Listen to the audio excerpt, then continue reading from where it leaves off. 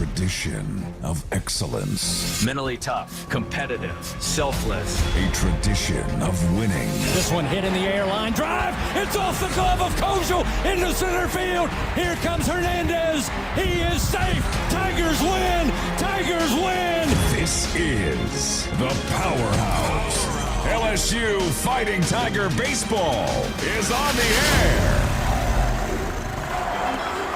Play ball!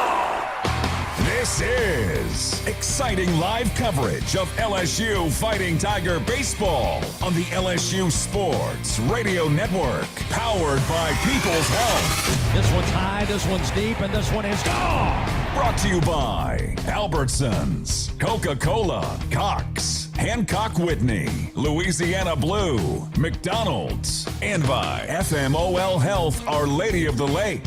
Nobody on, 2 outs, bottom of the ninth, 12-5, Tigers lead the 0-2. Swing and a miss, struck him out. Head north, young man, you're going to Omaha. Your home for exclusive live coverage of the Powerhouse. On the road to Omaha, LSU Fighting Tiger Baseball from the LSU Sports Radio Network, powered by People's Health.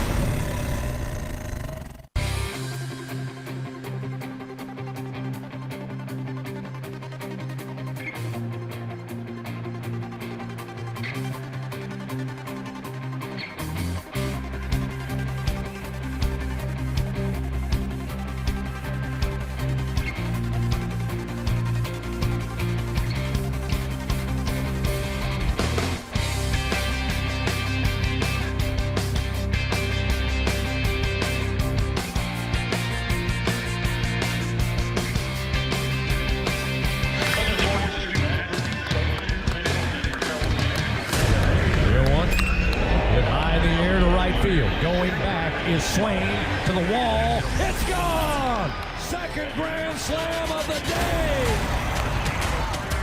Welcome in to the Hub International On Deck Show, presented by Hub International, Louisiana's premier employee benefits and commercial insurance brokerage. Visit hubinternational.com, leading you up to first pitch of LSU baseball with a trip around the SEC, pitching matchups, batting lineups, and a visit with the top Tiger, head coach Jay Johnson. Here come the Tigers. Now, let's go inside the broadcast booth for the call of the game on the LSU Sports Radio Network. Back at the ballpark tonight for Game 2 of this SEC series between the Vanderbilt Commodores and your 9th-ranked Fighting Tigers of LSU. Hello, everybody. This is Chris Blair alongside Mr. LSU Baseball, Bill Franquez. Our straw stirring the drink back inside the Capital One studio tonight. Adam Penny welcoming you to Charles Hawkins Field here on the campus of Vanderbilt University in downtown Nashville for tonight's play-by-play story. Well, last night in Game 1, plenty of offense. However, it came with a river barge full of free passes. Both teams' pitching staffs handed out 12 freebies, so the bases were full of traffic most of the night.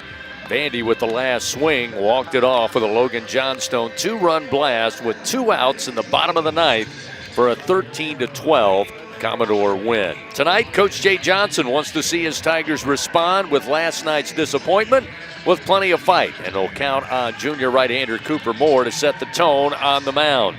While Vanderbilt head coach Tim Corbin will put the baseball in the hands of their highly talented but mostly untested freshman right-hander Wyatt Nadeau. So find your favorite chair, grab your favorite beverage. Tigers look to even up the series tonight. It's Game 2 here in Nashville. It's Vanderbilt, it's LSU, and it's coming up next on the LSU Sports Radio Network.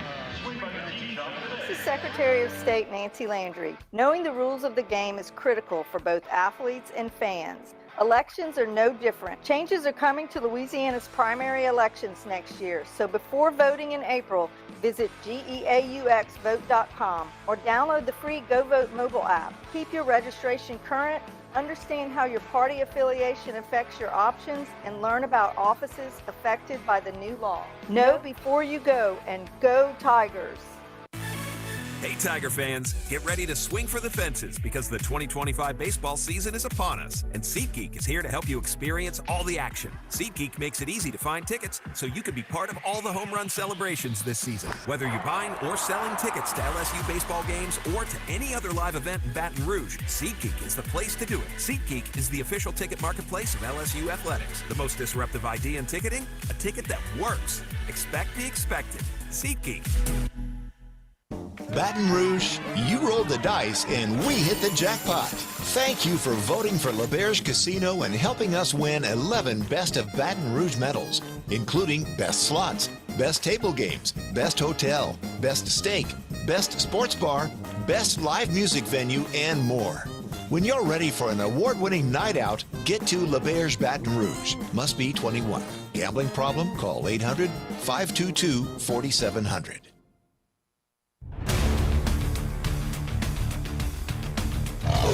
Back on the Hub International On Deck Show. Time now to talk with Tigers. Presented by your local Southern Quality Ford dealers on the LSU Sports Radio Network. We're back here in Nashville at Charles Hawkins Field, Game 2 of the series between LSU and Vanderbilt. We're joined now for Talking with Tigers by LSU senior pitcher Zach Cowan. Zach with a great outing last night in Game 1 of the series. Zach, thanks for joining us today before Game 2. And last night in Game 1, the Tigers faced a big deficit. You came in, really stabilized the game, and allowed the team to take the lead. Just your thoughts on your performance and what most pleased you about it. Yeah, I mean, it was all about doing my job. Coming in that position, just kind of had to hold the fort down a little bit, let our offense do their job because we always trust them to do that. So it was really about going in there with confidence and being ready for whatever position I got put in. Just your thoughts about being back in the SEC now. You, of course, went through it last year and had tremendous success. What's it like as far as the level of intensity when you guys are back into SEC play? Yeah, it's always a new challenge every year. I had an idea last year, and it's even better this year, and we have playing a lot of different opponents this year in SEC play. So I'm excited. I know the guys are excited. So got to get a dub today. Just your thoughts on the way this pitching staff has come together. Looks like that Kaysen and Cooper and William have established themselves on the weekend as starters, but all the rest of you guys, so much talent, so much depth. How do you feel you guys can continue to improve? Yeah, we have so many options. We've got a lot of really good young guys, a lot of good guys that we can trust in any spots, and I think that's a big strength of our team. Our offense is always going to do their job, so I think the bullpen is going to be a key thing for our team, and I think we got a lot of the right pieces. Cooper Moore gets the start for the Tigers tonight. Cooper, of course, is kind of where you were last year, a first-year player after transferring. He's been off to a good start. Just your thoughts on what you've observed about him in his career here so far and what makes him an effective pitcher. Yeah, Cooper's a guy we can all really get behind. We all trust him. He's got a little bit of an edge to him. Really good competitor, and like I said, we really trust him. And every time he gets the ball, it feels like he gives us a really good outing. So all the confidence in him, and I think he'll shine really bright today. All right, man. Appreciate it, Zach. Thanks so much for joining us. Good luck tonight. Yes, sir. Thank you. Zach Cowan with us as we're talking with Tigers prior to today's game with the Vanderbilt Commodores. We'll be back with a lot more after this on the LSU Sports Radio Network. Everyone has their own favorite way to experience Louisiana. For some, it's the taste of hot beignets with a creamy cafe au lait. For others, it's swaying to the music of brass bands, Zydeco, and all the music in between. It's boating on the bayou, weaving your way through festivals, road tripping in pursuit of the greatest gumbo. Whoever you are, whatever you crave, Louisiana will feed your soul. Go to findyourlouisiana.com to plan your visit today. LSU Tiger fans are gearing up with real Tigers apparel and merchandise from the official online store at lsushop.net. Get jerseys, sideline gear, polos, t-shirts, hats, official team merchandise from Nike, accessories, and much more. Over 3,600 products, all shipped right to your door. Head to the place real Tiger fans go for the selection only real Tiger fans get at lsushop.net. I'm Chris Jakimick. I served in the United States Air Force and I deployed 3 times. Being a veteran, it's interwoven into your DNA, is really the absence of the connection and the purpose that can really drive a lot of veterans to some negative thoughts. For those who are in a suicidal crisis, the window of time to save somebody's life is very short. Our duty is to protect ourselves and protect our families, and one way you can do that is store your weapons safely. Store all your guns securely. Help stop suicide. Brought to you by End Family Fire and the Ad Council.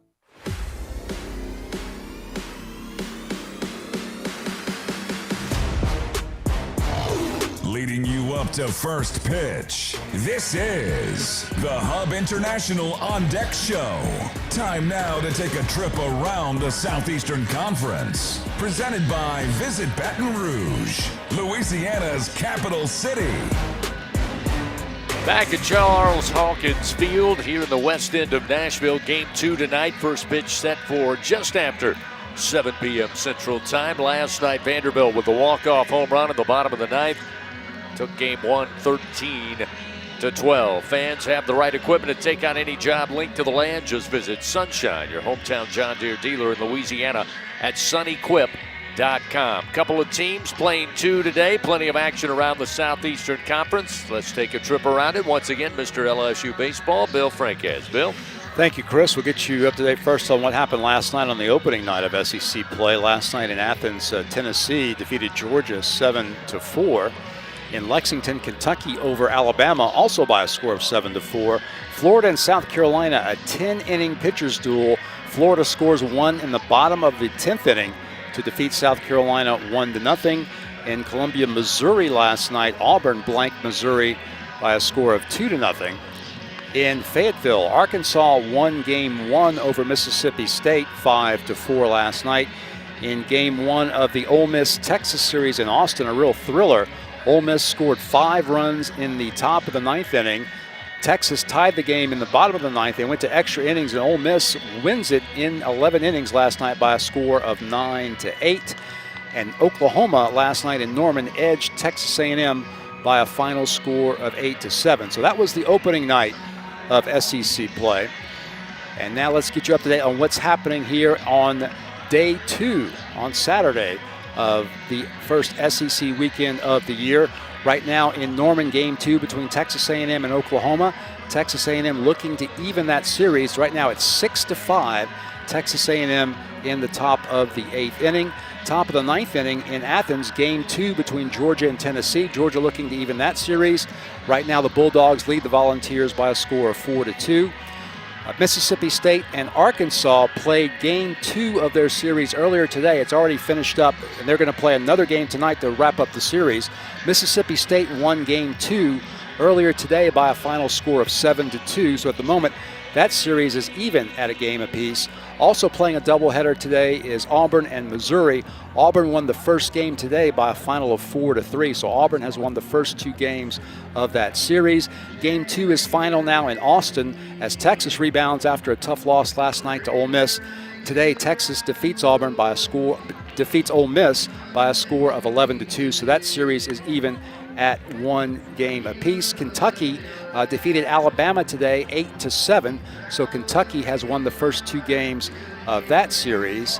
And we can also tell you that Auburn and Missouri are underway in Game 2 today, and that's the final game of the weekend series. There's no score early in that contest between Auburn and Missouri. As we said earlier, Auburn has won the first 2 games of the series, and I believe that's and also South Carolina, Florida. South Carolina, Florida playing Game 2 in Gainesville. The Gators with a 1-0 lead right now over South Carolina. That game is in the bottom of the 4th inning. And in the bottom of the 6th inning of Game 3 of the Mississippi State-Arkansas series, the winner will win the series. Right now they're tied at 3 apiece. Arkansas and Mississippi State tied at 3 there in the 6th inning in Fayetteville. So, Chris, that looks like that's where we are right now. A lot of great games so far, including a great finish here last night for Vanderbilt. Hopefully LSU able to even the series this evening. Sounds good, Bill. Tiger fans, a reminder, all LSU Sports Radio Network broadcasts stream for free on the LSU Sports mobile app. You can even sync the game with the TV broadcast. All you have to do is download the LSU Sports mobile app for free on the iOS or Android. The LSU Sports mobile app presented by BASF we create chemistry. We'll continue with more on the Hub International On Deck show. We come back, take a look at the starting pitchers. Bill will break that down for us as we continue on the LSU Sports Radio Network.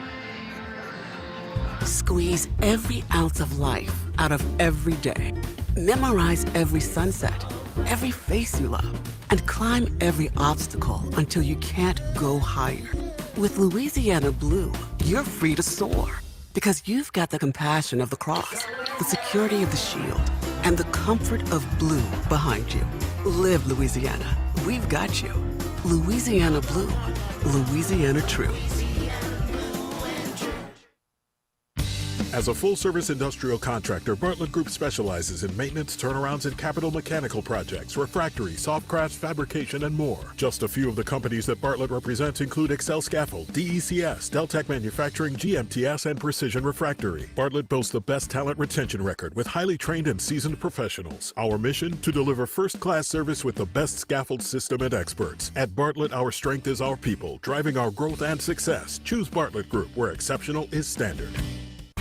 When it comes to investing in your home's comfort, it's never just one thing. You want to make sure you get an air conditioning system that's reliable, affordable, energy efficient, backed by a strong warranty, and is installed by a dealer you can trust. That's why people who insist on the best choose Trane. Trane is a proud partner of LSU Athletics. Visit TraneSouth.com today to find a Trane dealer near you. It's hard to stop a train, but it's coming in after this. Ford one. Ask for details. Here is a look at the game's pitching matchups as the Hub International On Deck show continues on the LSU Sports Radio Network. Getting ready for Game 2 of this opening SEC series. LSU on the road taking on Vanderbilt this weekend. LSU Athletics would like to thank its corporate partners, Cox, McDonald's, FMOL Health, Our Lady of the Lake, Albertsons, Louisiana Blue, Coca-Cola, and Hancock Whitney. Last night, well, a ton of free passes. Both teams gave up 12. Again, high-scoring game, 13-12. Both teams certainly had their share of hits as well. But Bill Franquez, I think both head coaches may be looking for a little more strength of their pitching staffs tonight. You got to look at the starters for both the Commodores and the Tigers. Well, you're right, and Vanderbilt's going with a freshman tonight, making his first career SEC start, Wyatt Nadeau. Although he is only a freshman, he is a very impressive prospect. He stands 6'6", weighs 242 pounds. He's from Gorham, Maine. And Nadeau has worked 11 innings so far this season, has not allowed a run. He's given up just 6 hits in 11 innings, 6 walks, 15 strikeouts, just 1 extra base hit, which was a double. Opponents are hitting only 158 in 11 innings against Nadeau. This will be his 5th appearance of the season and his 2nd start of the year. No decisions, an ERA of 0, of course, having not allowed an earned run so far this season. Electric arm, probably the best arm on the Vanderbilt staff. However, he is a freshman, and he has not experienced yet an SEC lineup. So hopefully LSU can take advantage of the fact that he is inexperienced, but he is very talented. He's basically a fastball slider pitcher. Fastball at 94 to 98 miles per hour and a very hard slider at 87 to 91. Typically, like most pitchers in that category, he'll use the fastball when he's behind. He'll throw the slider when he's ahead in the count. So the Tigers are just going to have to be prepared for a guy who, though inexperienced, has great stuff. And Vanderbilt is hoping to get 4 to 5 innings out of him. He's not worked past 4 innings so far this season. So he will be challenged, hopefully, by the LSU lineup, who had a great night offensively. LSU needs to do that again tonight in order to have a chance to even this series. Meanwhile, Cooper Moore, the starter for LSU, the junior right-hander transfer from the University of Kansas. He's a native of Bixby, Oklahoma. Moore making his 5th start of the year, his first career SEC start as well. He's 3-1 with a 2.25 ERA, 24 innings for Cooper, 31 strikeouts and only 5 walks. He's allowing just a .213 opponent batting average so far this season. He has, however, allowed 3 home runs on the year. So that will be something to watch for, as this park appears to be a very friendly homer park so far this season. Vanderbilt has 46 home runs this year already. Moore, his repertoire is very unique and diversified. 5-pitch pitcher, legitimate 5-pitch pitcher with a sinker at 90 to 94, a cutter slider, a curveball, and a changeup that he uses very effectively. So he will look to mix speeds and use his location and his ability to keep the Vanderbilt hitters off balance with those changes of speeds in order to have success. And hopefully he'll do what we'll see is similar type of success that Zach Cowan had. Zach and Cooper have a lot of similarities as far as their deliveries and their pitch mix. So hopefully he'll have the same type of success tonight that Zach Cowan had last night. So that's where we are. Chris, Cooper Moore, the veteran, the junior, against the true freshman, Nato. Thank you, Bill. Tiger fans, if you think you have what it takes to be a true Caniac maniac, well, you can prove it at the next home baseball game. You could win a prize pack, courtesy of our friends at Raising Cane's One Love. We're getting ready for Game 2, Vanderbilt and LSU. First pitch coming just after 7 o'clock. They'll be introducing the starting lineups in just a bit. Coming up, we had a chance to visit with Coach Jay Johnson. His thoughts on last night, how the Tigers turned it around and pounced back in Game 2. That's coming up on the Hub International On Deck show on the LSU Sports Radio Network. Hi, this is Chef Kevin Belton for People's Health. If you have diabetes, heart failure, or cardiovascular disorder, and you have Medicare, ask about a People's Health Chronic Condition Special Needs Plan. It's a Medicare plan designed to help with the unique needs that go along with these chronic conditions. Call People's Health today. Your benefits could start as early as next month. Plans are insured through United Healthcare Insurance Company or one of its affiliated companies, a Medicare Advantage organization with a Medicare contract. Enrollment in the plan depends on the plan's contract renewal with Medicare. Hey, Tiger fans, 12 and younger, don't miss your chance to be a part of Mike's Kids Club, presented by Shell, the exclusive kids club of LSU Athletics. Join Mike's Kids Club for only $25. Get the official Mike's Kids Club t-shirt, free admission to select LSU athletic events, and much, much more. To learn about upcoming events and to join, please visit LSUMKC.com. The Mike's Kids Club, presented by Shell. Hi, you're listening to Meditating with Jan from Toyota. Soften your focus and visualize yourself off-roading in a Tacoma. Now engage your senses. What do you hear? A donkey, because you're driving the kids to a farm sanctuary in a Grand Highlander. Breathe in, breathe out, and go from dreaming it to driving it today. Dealer inventory may vary. See your participating Toyota dealer for details. Event ends March 31st. Toyota, let's go places.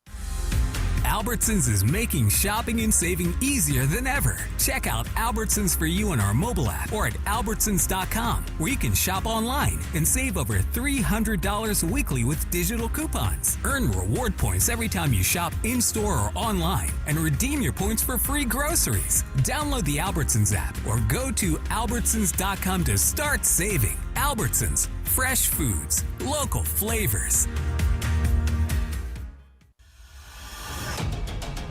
Before the Fighting Tigers take to the field, time to visit with the top Tiger, LSU skipper Jay Johnson. Presented by Hancock Whitney, the official bank and credit card of LSU Athletics. On the Hub International On Deck show from the LSU Sports Radio Network. Obviously, tough loss last night. Walk-off in the bottom of the ninth inning. I didn't get a chance to hear you after the game, but I can imagine something to the effect of, well, we had some self-inflicted wounds early, got us behind. A valiant effort, just came up short. Yeah, I think different message to the team is, you know, in this league, in this game, you can give everything you have. And I thought our team did that last night, especially in the midst of adversity. And it doesn't guarantee it's going to turn out the way that you want to.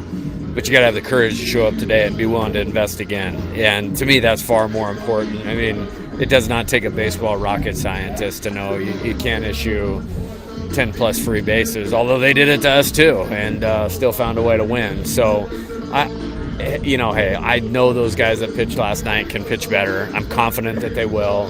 We played good defense. We had a 0 in the error column. And offensively, I thought we did a good job against a starter that nobody really was able to get to last year in this league. So I see the positives. My focus is getting the team refocused to put in what they did last night, tonight, and I'm confident that they will. Again, Coach, you got more going for you tonight. Again, Zach Cowan, I don't want to move on without him. I thought he was incredible last night when things were not looking good. Yeah, I'm proud of Zach. I've always been one of those coaches that will bet on the person, and hadn't gotten off to the start he wanted to this year, but as many great outings as he had last year, that might have been one of his best here, and that's a sign of good things to come. We need him because the premium on strikes and the premium on limiting free bases, he can certainly do that, and he was excellent last night.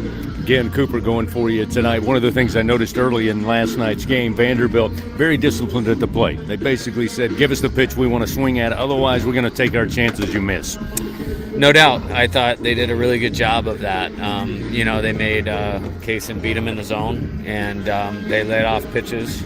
It was, tight strike zone for both sides. It's not. I thought the guy did actually a pretty good job behind the plate, which you might think I'm crazy when there's 20 whatever plus walks at two of the preeminent programs in college baseball. But that's how it goes, and you gotta win by 3 on the road, and last night was a perfect example of that. Again, Coach, new night tonight, game 2 of the series. Best of luck. Get after him. Thanks, Chris. Head Coach Jay Johnson, everybody. We'll take a timeout, get those starting lineups, and then we'll get you ready. Game 2 indeed. Vanderbilt and LSU coming your way from Nashville on the LSU Sports Radio Network. Hey, Tiger fans 12 and younger, don't miss your chance to be a part of Mike's Kids Club, presented by Shell, the exclusive kids club of LSU Athletics. Join Mike's Kids Club for only $25. Get the official Mike's Kids Club t-shirt, free admission to select LSU athletic events, and much, much more. To learn about upcoming events and to join, please visit LSUMKC.com. The Mike's Kids Club, presented by Shell. I'm Richard Fontenot, president of the Louisiana Farm Bureau Federation. My brother and I grow rice, soybeans, and raise crawfish on our farm in Evangeline Parish. For a 4th-generation farmer like myself, Louisiana Farm Bureau is as much a part of my life as checking traps or harvesting rice. Our organization is more than 145,000 members strong, and we've been around for more than 100 years. The Louisiana Farm Bureau spans generations, and we want you to join our family. Visit lafarmbureau.org. The Louisiana Farm Bureau Federation, the voice of Louisiana agriculture.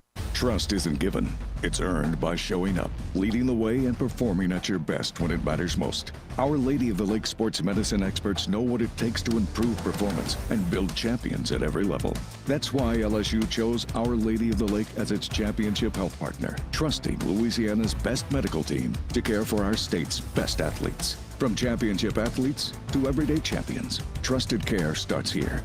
Visit Move your tasks as we honor America and those who protect our freedoms with the singing of our national anthem, performed tonight by Sarah Hartwig. International On Deck Show.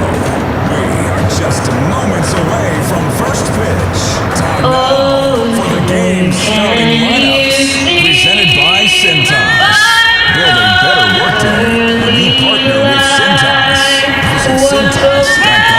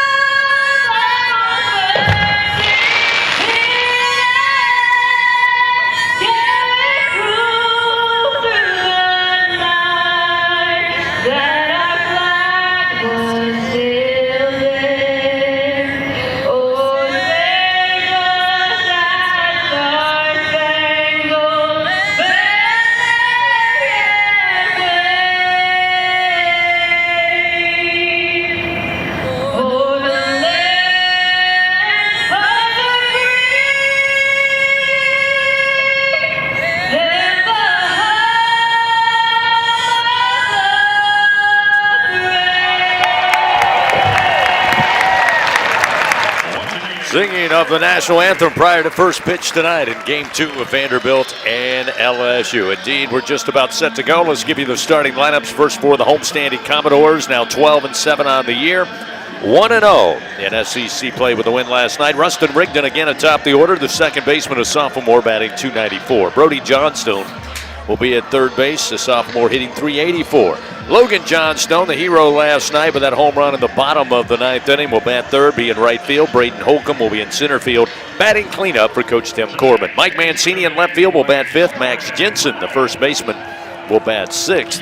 It will be Riker Waite, the shortstop, in the seventh-hole. Corbin Reynolds, the catcher, tonight batting eighth, and Tommy Gooden will be the DH. He'll bat in the 9 spot. For your Tigers, 13-6, 0-1 in SEC play. Stephen Milam atop the order again, the shortstop, batting .271. Jake Brown will bat second, play right field.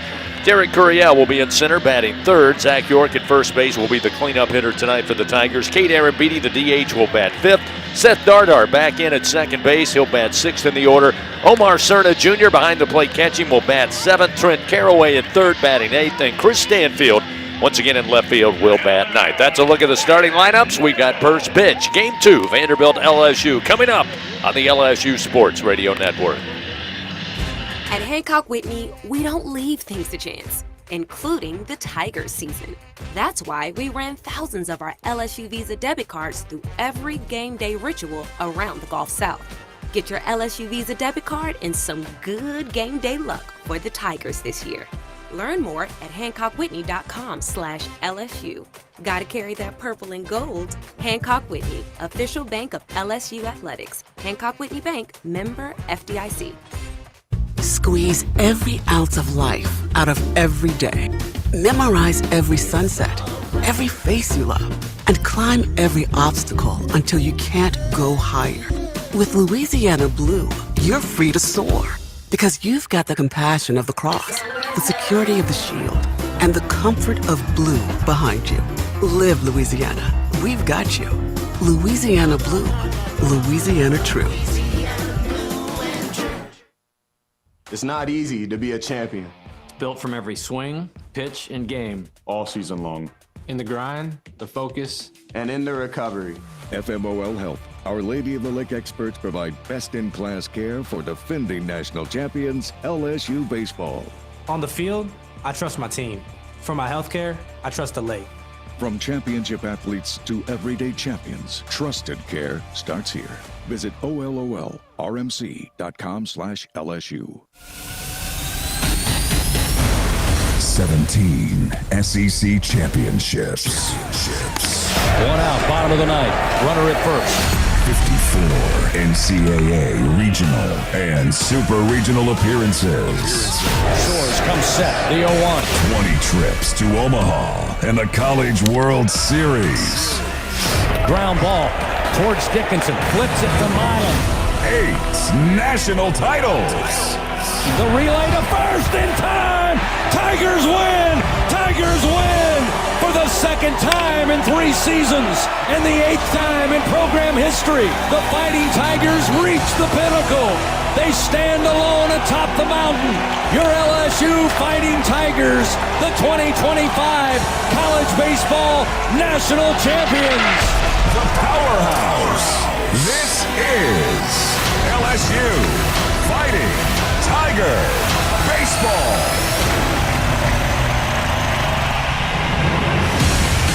On the LSU Sports Radio Network.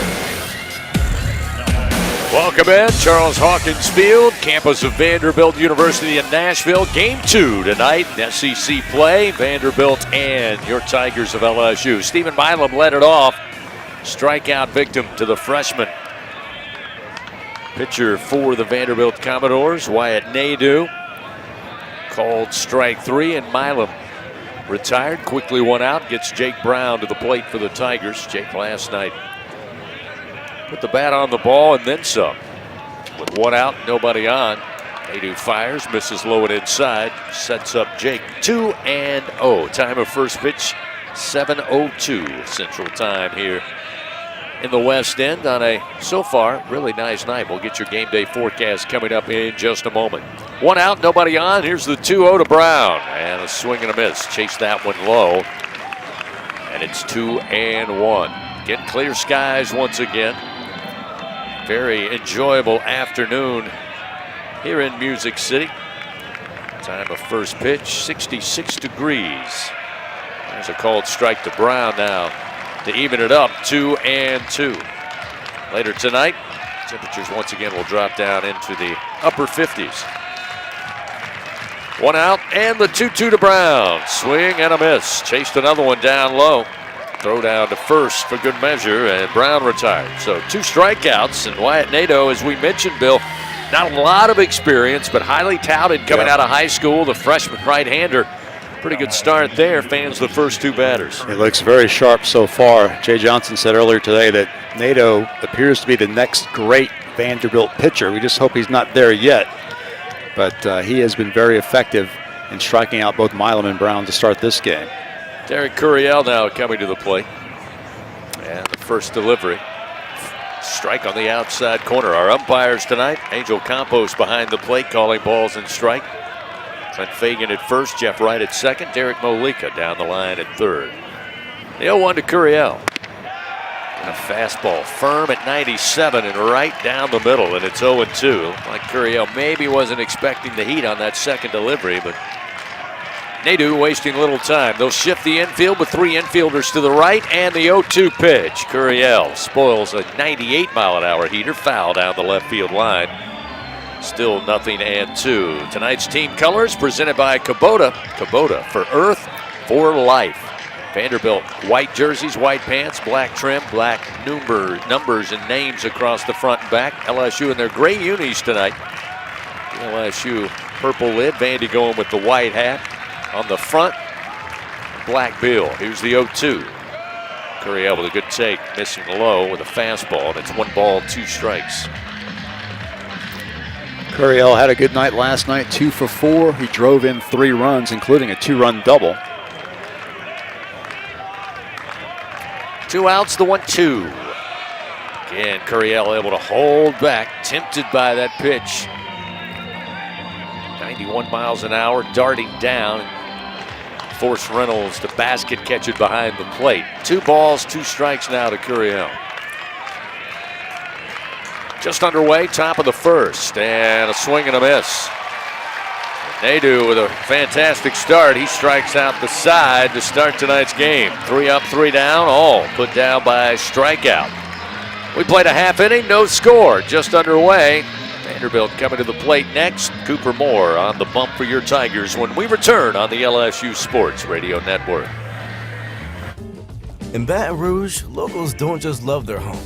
They love sharing it. Discover a city where culture is abundant, hospitality comes naturally, and the best spots are never kept secret. With the vibrancy of a big city and the ease of a weekend getaway, Baton Rouge invites you to slow down, savor, or soak it all in. Find your pace at visitbatonrouge.com. Zach Bryan with Heaven on Tour. Poison myself again, something in the orange tells me you'll never come. Saturday, March 28th, Tiger Stadium. I wish I didn't, but I do. Remember every moment on the night. With special guests, Camp and J.R. Carroll. Tickets are on sale now at ZachBryan.com.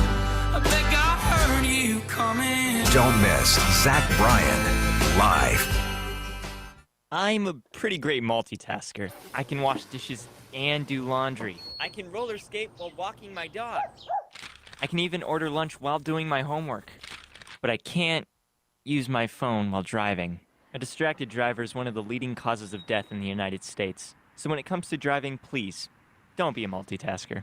Don't drive distracted. A message brought to you by the National Highway Traffic Safety Administration, Project Yellow Light, and the Ad Council. Back to the action of LSU Fighting Tiger Baseball from the LSU Sports Radio Network, powered by People's Health. Commodores come to the plate. Wyatt Nadeau made quick work of the Tigers in the top of the first inning. Freshman right-hander striking out the side. Now Cooper Moore, LSU's right-hander, steps up on the bump. He'll face the top of the order for Vanderbilt. Rustin Rigdon, Brody Johnston, and Logan Johnstone. Cooper Moore making his 5th start of the season. His first 3 starts were all exceptional. Last week didn't have his best stuff, although he still just allowed 1 run in 4 2/3 innings of work against Sacramento State. Gave up 1 run on 4 hits in those 4 2/3 innings. Walked 3 though, and struck out 4. That was game 2 of this Sacramento State series that Sacramento State won 5-4, and that was the first loss of the season for Moore. And he'll have a challenge tonight against a Vanderbilt lineup that's very potent. 46 home runs on the year, batting .316 as a team.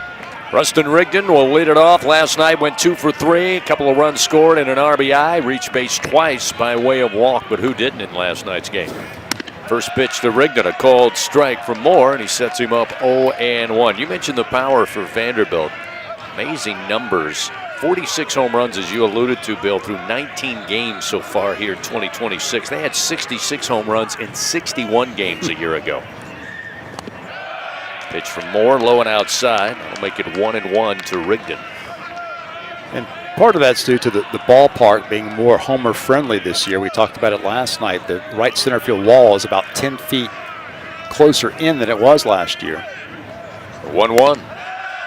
Wow. Missed somewhere, not sure where, and that'll make it 2-1. Looked like a pretty good pitch. Rigdon spat on it. He'll wait again, 2-1.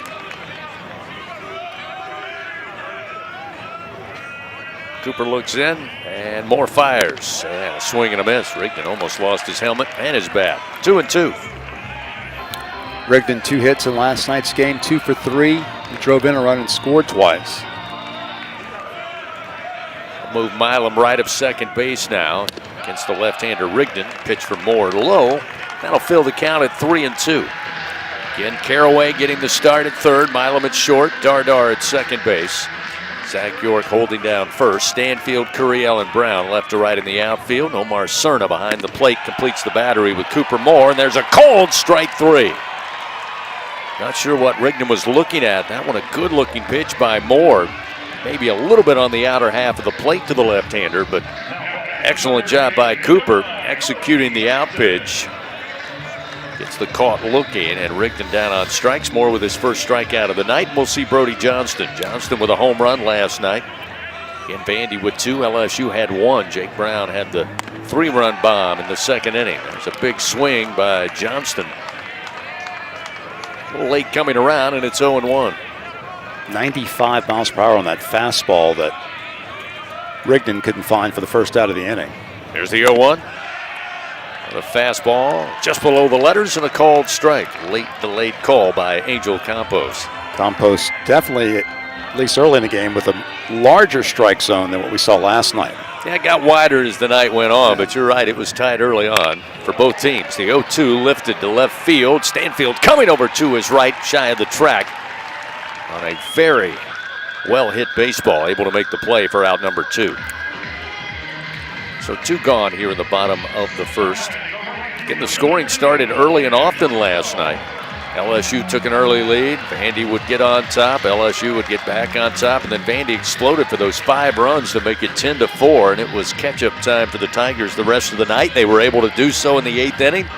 Took a 2-run lead into the bottom of the 9th inning. But Vandy got the key hits they needed, including a pinch hit to lead things off to get aboard. Scored the first run of that inning before Logan Johnstone, who's at the plate now, took it into his own hands and a 2-run bomb to right center field. 2 outs, nobody on. First pitch a strike.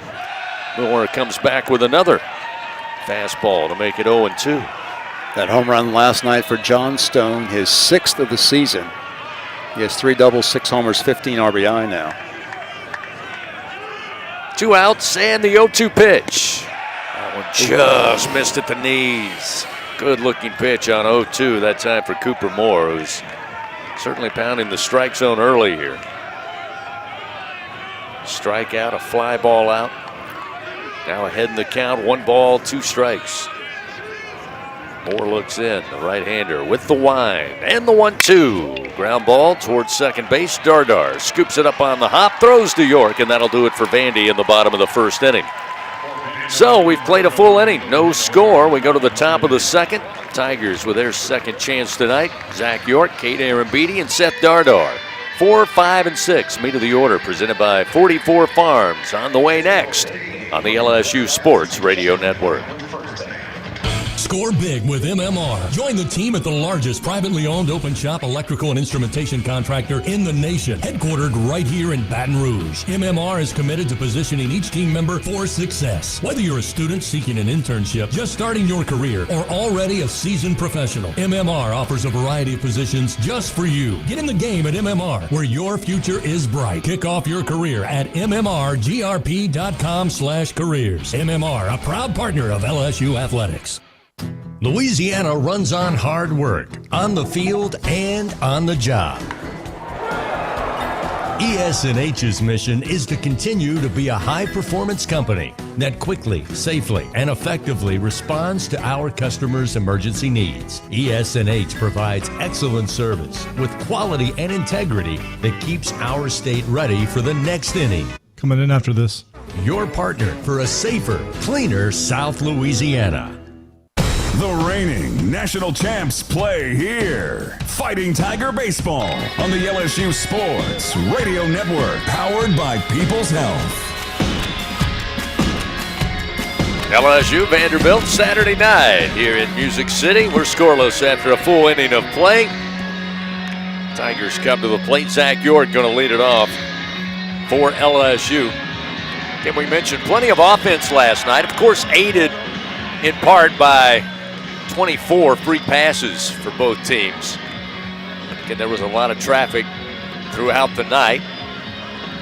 Both LSU and Vandy at times Bill able to get that clutch hit. Of course, LSU battling back, as we mentioned, from a 10-4 deficit, took the lead late. Yeah, a lot of key plays by the Tigers. Jay Johnson very proud of the offense for the way it rebounded. Zach York looking for his first hit here in Music City last night.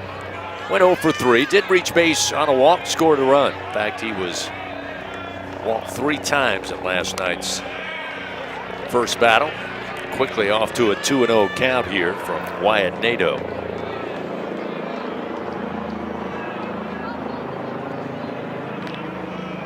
To the left-hander. York in on the hands, sends one to right field. Not very deep, but coming in with plenty of room and making the play is Johnstone. And York retired, 1 away.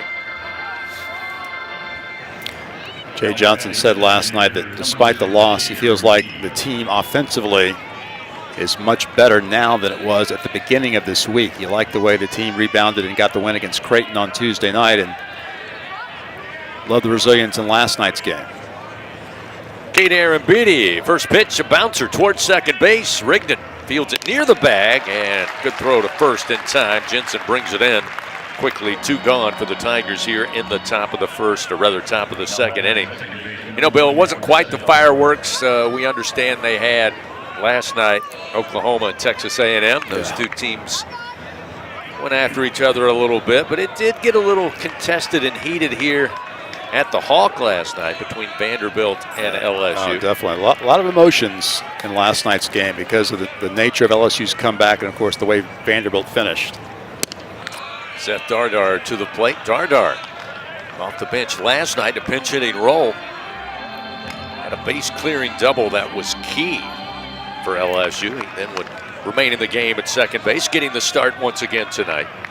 First pitch missing. Here's the 1-0. Nadeau fires at the belt for a strike to even it up, 1-1.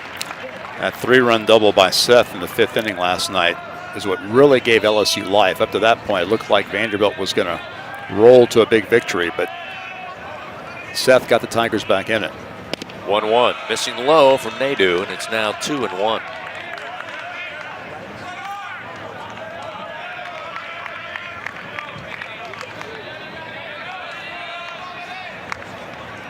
Shift is on with 3 infielders to the right.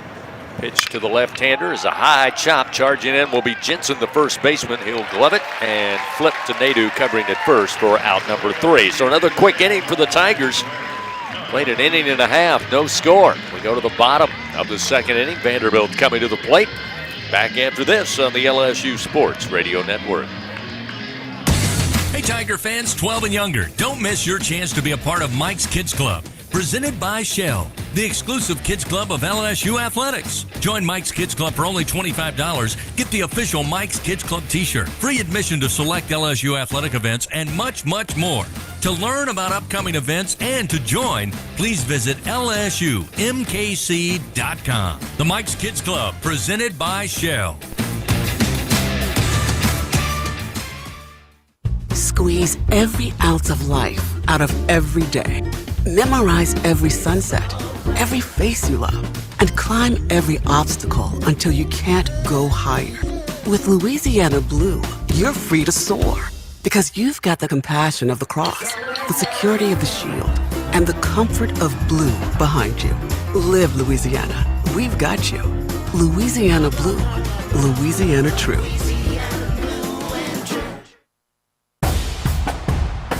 Champions make plays on the field and in life. With LSU Online, you can keep your career moving, earn your degree, and still run your own game plan.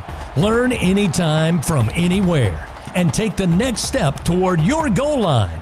It's time to make your move, Tiger fans. Visit online.lsu.edu. LSU Online. Win where you are. Coming in after this. Home of the reigning champion LSU Fighting Tigers. This is the LSU Sports Radio Network, powered by People's Health. Vanderbilt coming to the plate. Be Braden Holcomb to lead it off. Holcomb, the center fielder. What do we say, Bill? 6'3", 245, somewhere in that neighborhood? Yeah, he's a large individual. 6'4", 245 is Holcomb. Oh, I shorted him an inch. First pitch from Moore. Hits the mid of Cerna, pops out. Pitch was high, and it's 1-0. He's having a great year so far for Vandy. 347 average, 4 doubles. Leads the team in homers with 11, including one last night. Also leads the team in RBI with 32. Takes up a lot of the right side of that batter's box. Here's the 1-0. And on the hands, missing for ball 2 from Moore. 2 balls, no strikes. He hit a solo home run in last night's game in the 4th inning. 2-0 delivery. That one catches the outside corner. Fastball, great location by Moore. That'll make it 2-1.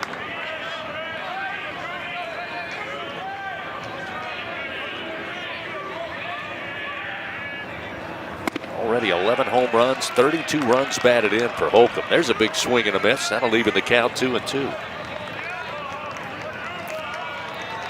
Gavin Guidry struck him out last night in the 9th inning, leaving the Tigers just 1 out away from a victory, but Johnstone, as we know, got the big hit. 2-2 delivery. Off the end of the bat, opposite field, deposits this in the right. First hit of the night for either team comes from Holcomb, a leadoff single, and Vandy has a runner aboard. We'll bring up Mike Mancini. Mancini, the left fielder, a senior for the Commodores, batting .327. Last night, 2 for 4, 2 runs scored, drove in 2 runs.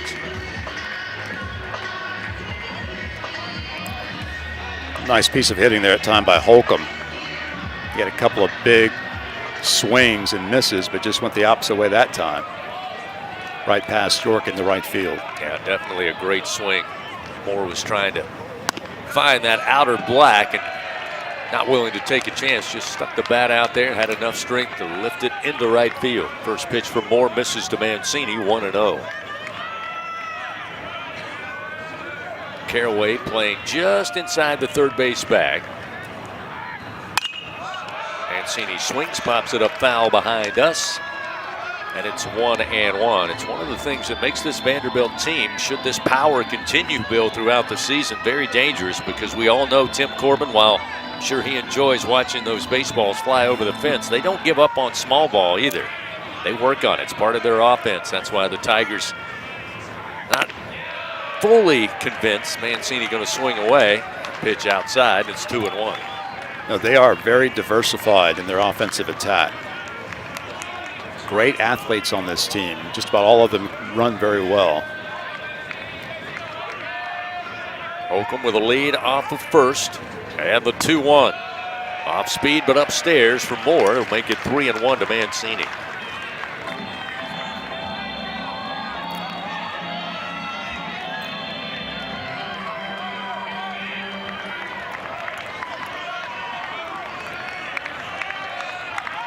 Holcomb with a little bigger lead off of first as Moore fires. It's low and inside for ball 4. Holcomb was off and running, but it'll be ball 4, and that will put Mancini aboard. So now, a single and a walk, nobody out.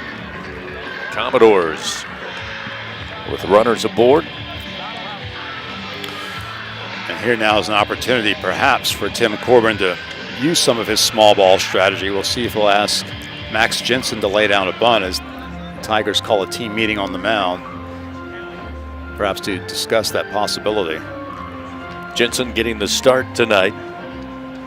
7th start of the season. Cerna and the infield going out, talk it over with Cooper Moore, calling for timeout. Now the meeting all broke up. And we'll see Jensen step in, another left-hander in the lineup. Jensen's a transfer from Cornell, a grad transfer. Another imposing figure at the plate. Squaring to bunt is Jensen. Pitch from Moore. Now he brings back the bat. Pitch is inside, and it's 1-0. Tim Corbin, head coach, third base coach as well, where he's manned that position just about his entire career, has it not been, Bill? I believe he has, since 2003, his first year here at Vanderbilt. Led the Commodores to 2 national championships. Jensen initially showed bunt. Now he's got the bat back. Here's the 1-0, looking to swing, and he pops this one foul out of play left side. 1-1. Jensen stands 6'3", weighs 222 pounds. He's making his 7th start of the season. He does have 1 home run and a couple of doubles this year. Runners first and second, nobody out. First threat of the ball game by either team. Here's the 1-1. Overhand breaking ball, and they say it missed. Couldn't have missed by much.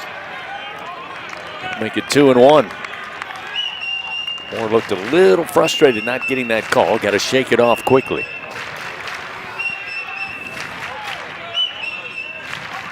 Runners take their lead, first and second. The 2-1. Fastball in on the hands, fouled back. That'll even the count 2-2. Taking a look at tonight's recipe for success, brought to you by BRQ Seafood and Barbecue, the official catering service of LSU Athletics. This is not going to be a magnificent epiphany, Bill, but I think it comes down to eliminating the free passes tonight on the mound. I'd say both coaches would say that's the recipe for both. And there's a wild pitch. Got away from Cerna all the way to the backstop, and everybody's going to advance a base. So now Vandy with nobody out, runners second and third. And here in this inning, Tigers have been plagued by those dreaded free bases. The walk of Mancini after the single by Holcomb, and now a wild pitch. As Cerna really had no chance on that one. The ball bounced a few feet in front of the plate. Last night, LSU able to bring in 3 runs in the 8th inning after getting runners aboard, and 3 wild pitches by Vanderbilt. The 3-2 is a swing and a miss. So Jensen down on strikes. That'll record the first out of the inning. Second strikeout now for Cooper Moore. Nice pitch that time, breaking pitch. And he got Jensen way out in front for a strikeout. Now, Nate Yeske, nope, Jay Johnson going to make the way out of the dugout, call for time again. And again, Waite would definitely be a candidate to try to squeeze a run home from third base. So I imagine that Coach Johnson is discussing that possible scenario right now with his infield. I think you're right. He's talking to Cooper Moore, but had a few words for the rest of the guys around the diamond as well, trying to make sure everybody's on the same page here. Bottom of the second inning, 1 out. Vandy threatening with runners second and third. Riker Waite, the shortstop. Another left-hander coming to the plate last night. 0 for 3. Got aboard with a walk. scored 2 runs. Vanderbilt with 6 hitters batting from the left side tonight. A couple of switch hitters and 4 lefties. So now Moore stands on the mound. First pitch on its way, and it's a called strike, 0-1. Waite entered the series last night batting .396 on the year. His average now is at .375. Moore checks the runners. And the 0-1. Ground ball towards second base. Milam playing in the shift will field it. Throw to first and a throw back to third, but back safely in time is Mancini. 1 run will score, and Holcomb, and it's a 1-0 Vanderbilt lead. Now Waite does his job. He puts the ball in play, and Holcomb able to score easily. Dardar gave him a look, but realized the best decision to make was to get the out at first base. So with 2 down, a run in, still a runner at third, and Mancini will see Corbin Reynolds, the catcher, in the first pitch is in the turf, low for ball 1.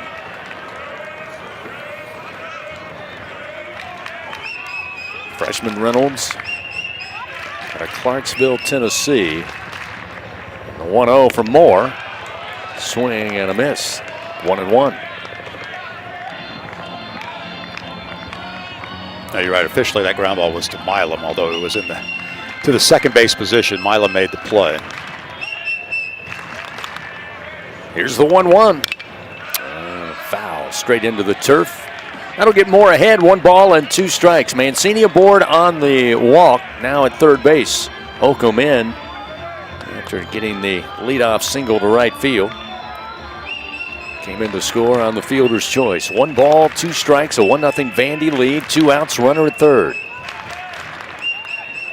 And coming down the line is Mancini. Now the pitch and a ground ball to Milam right at shortstop. He'll throw to York in time for out number 3. Vandy gets on the board. 1 run on 1 hit.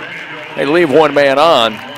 We head now to the top of the third. Tigers come to the plate. 7, 8, and 9 due up. Cerna will start it off, followed by Caraway and Chris Stanfield. 1-0 Vandy leads. Back after this on the LSU Sports Radio Network. The original Louisiana hot sauce is proud to be the official hot sauce of your LSU Tigers. And our peppery peppers add so much flavor to your food, it'll taste good on anything, even SEC rivals. Gator? Chomp chomp. Beef? Hook 'em. Pork? Woo. Pig suey. So next time you're enjoying an LSU game, grab the original Louisiana hot sauce. Handcrafted so you can enjoy our rivals too. That's Louisiana hot. Buy you some. What a matchup we've got, folks. Just nonstop action. The energy is electric and the fans are all in. An intense game like this calls for a Coca-Cola. Ah, crisp and refreshing. That's a game changer. Yeah, that taste scores every time.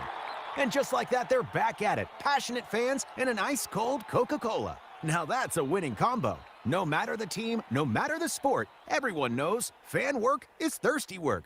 Enjoy a Coca-Cola. Squeeze every ounce of life out of every day. Memorize every sunset, every face you love, and climb every obstacle until you can't go higher. With Louisiana Blue, you're free to soar because you've got the compassion of the cross, the security of the shield, and the comfort of blue behind you. Coming in after this. We've got you. Louisiana Blue, Louisiana Truth.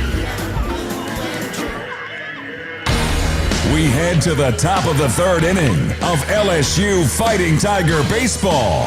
Presented by Bengal Pest Products. Guaranteed overnight extermination with Bengal. A leadoff single by the Commodores in the bottom of the second inning results in 1 run in. 1-0. Vandy leads as the Tigers come to the plate. Omar Cerna Jr., the Tiger catcher tonight, will lead things off. Wyatt Nadeau, freshman right-hander, ready to go in the first pitch. Strike on the inside corner, 0-1.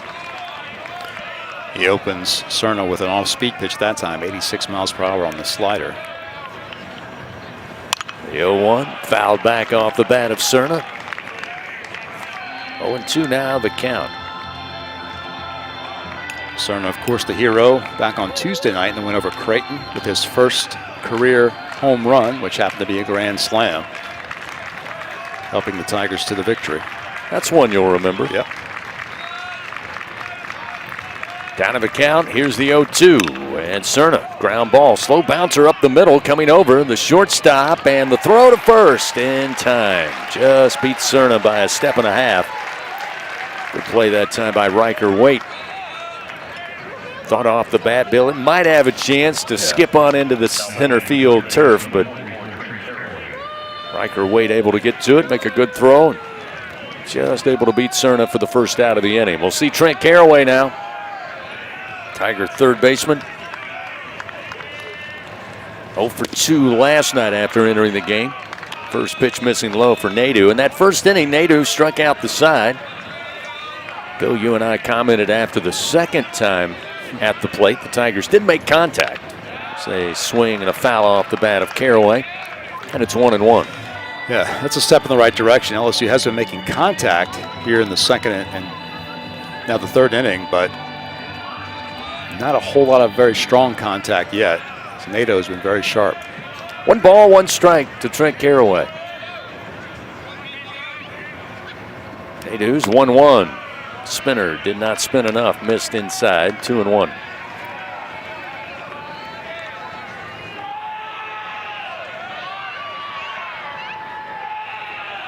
Caraway, a .245 hitter, waits on the 2-1. Again, missed inside at the belt. 3 balls, 1 strike.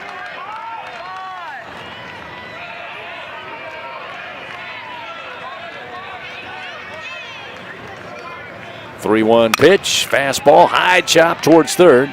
Going to be fielded, and the throw. Great stretch that time by Max Jensen at first base. Brody Johnston, though, with a throw in time and 2 gone. Again, LSU just has not yet had solid contact against Nadeau. Another ground ball that Vanderbilt handles with no problem. Chris Stanfield at the bottom of the order, trying to get something started here against Nadeau. The first pitch, a called strike, pops out of the mid of Corbin Reynolds, but starts off Stanny 0-1. He went 2 for 4 last night in his return after missing all but the first 2 games of the season with that injury. The 0-1 fouled off the bat and off the leg of Stanfield. Nadeau again working ahead early, 0-2. Great return to the lineup last night for Chris. 2 hits, scored twice, also walked. The 0-2. And on the hands, ball 1.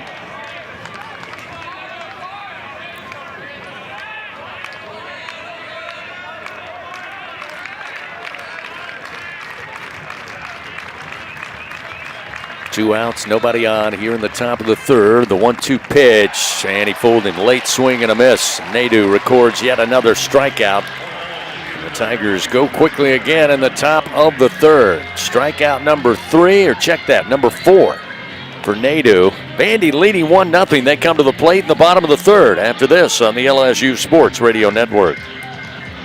Everything tastes better after an LSU Tiger victory. Similarly, everything also tastes better once you've baptized it with the handcrafted flavor of the original Louisiana hot sauce. So just imagine how truly tasty something would taste if it was doused in the original Louisiana hot sauce after an LSU Tiger victory. That's Louisiana hot. Buy you some. In the SEC, it just means more. But what is it exactly? It's the fans, the students, the traditions, the legends. It's passion to celebrate deeper, reach farther, think smarter, make an impact off the field. It's that intangible thing that happens when 16 schools raise the bar as one. Because in the SEC, it just means more. Hear that? That's the sound of your life. Perfectly imperfect. Beating in rhythm to the world you've created. But every time you drive after drinking, the music gets drowned out. Your life sounds pretty great, Don't. Coming after this spot. Driving is drunk driving. Don't drive buzzed. A message from NHTSA and the Ad Council. The bottom of the third inning of LSU Fighting Tiger Baseball is presented by Bengal Pest Products. Guaranteed overnight extermination with Bengal. 1-0 Vanderbilt leading LSU. Bottom of the third inning here in Nashville. Commodores to the plate. Tommy Gooden going to lead it off, getting the start tonight for the Commodores as the DH. I mentioned that costly leadoff single by a pinch hitter. Bottom of the ninth inning. Well, it was Tommy Gooden, batting .242 on the year. There's a swing and a miss. Cooper Moore evens the count 1-1. Now that was a huge leadoff single last night for Vanderbilt's Gooden as a pinch hitter. 1-1. Slapped and a one-hopper to Milam near second base. He'll flip to York, and York had to come off the bag, tried to apply the tag, but apparently did not. And Gooden again is going to arrive safely. Let's see. Looks like LSU has the umpires looking their way, and it looks like we'll get a review.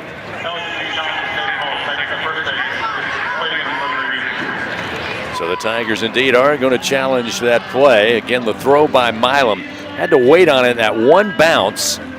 Gloved it. He was already well behind second base into the center field turf as he threw it to York, who then tried the Olay tag, having come off the bag. And the first replay, Bill, I don't think is going to tell us much. We'll see on this third base angle. I'm not sure. It does not appear that York was able to get the glove on Gooden as he was going by, unless he caught him on the left elbow, but don't know if there's anything there that will overturn it. I think the best vantage point is going to come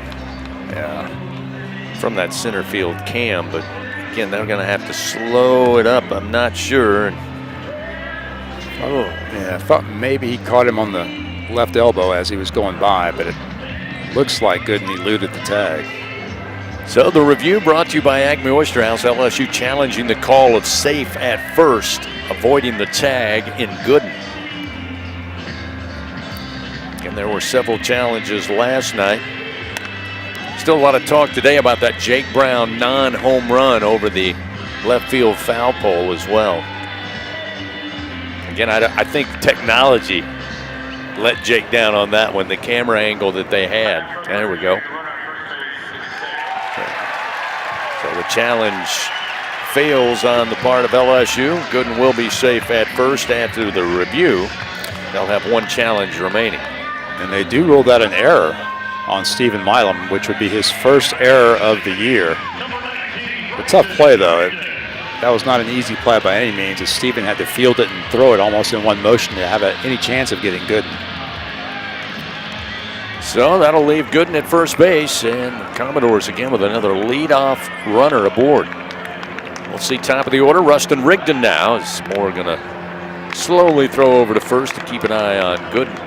Gooden yet to steal a base on the season, but if he's in a Vanderbilt uniform, chances are he has the ability. Just a short lead, 2 steps off the bag for Gooden as the pitch to Rigdon. Off speed, outside and upstairs. 1 ball, no strikes. Rigdon caught looking to start the bottom of the first inning. Moore so far, a couple of strikeouts, 1 walk given up. Here's the 1-0. Missing low, 2 balls, no strikes.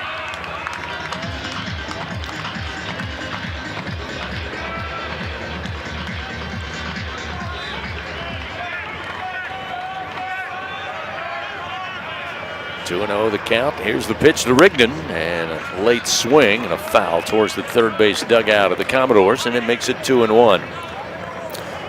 As we said, Vanderbilt 6 hitters batting from the left side tonight against Cooper Moore.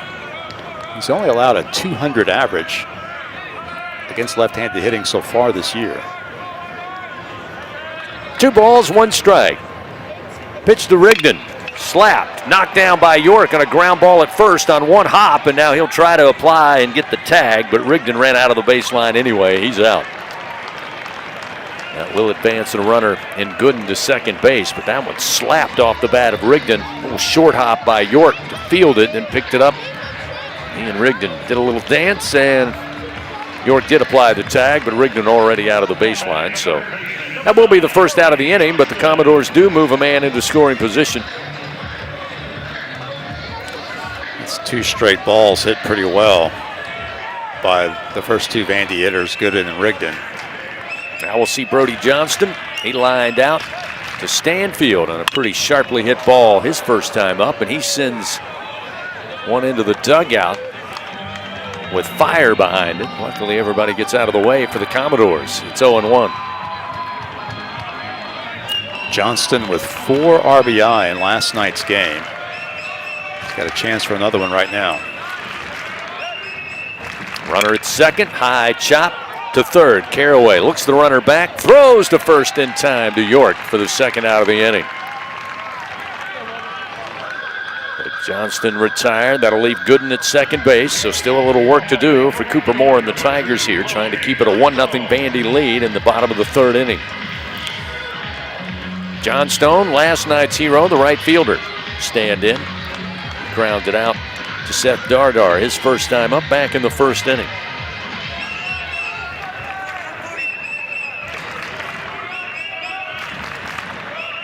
Bottom of the third, 1-0 Vandy.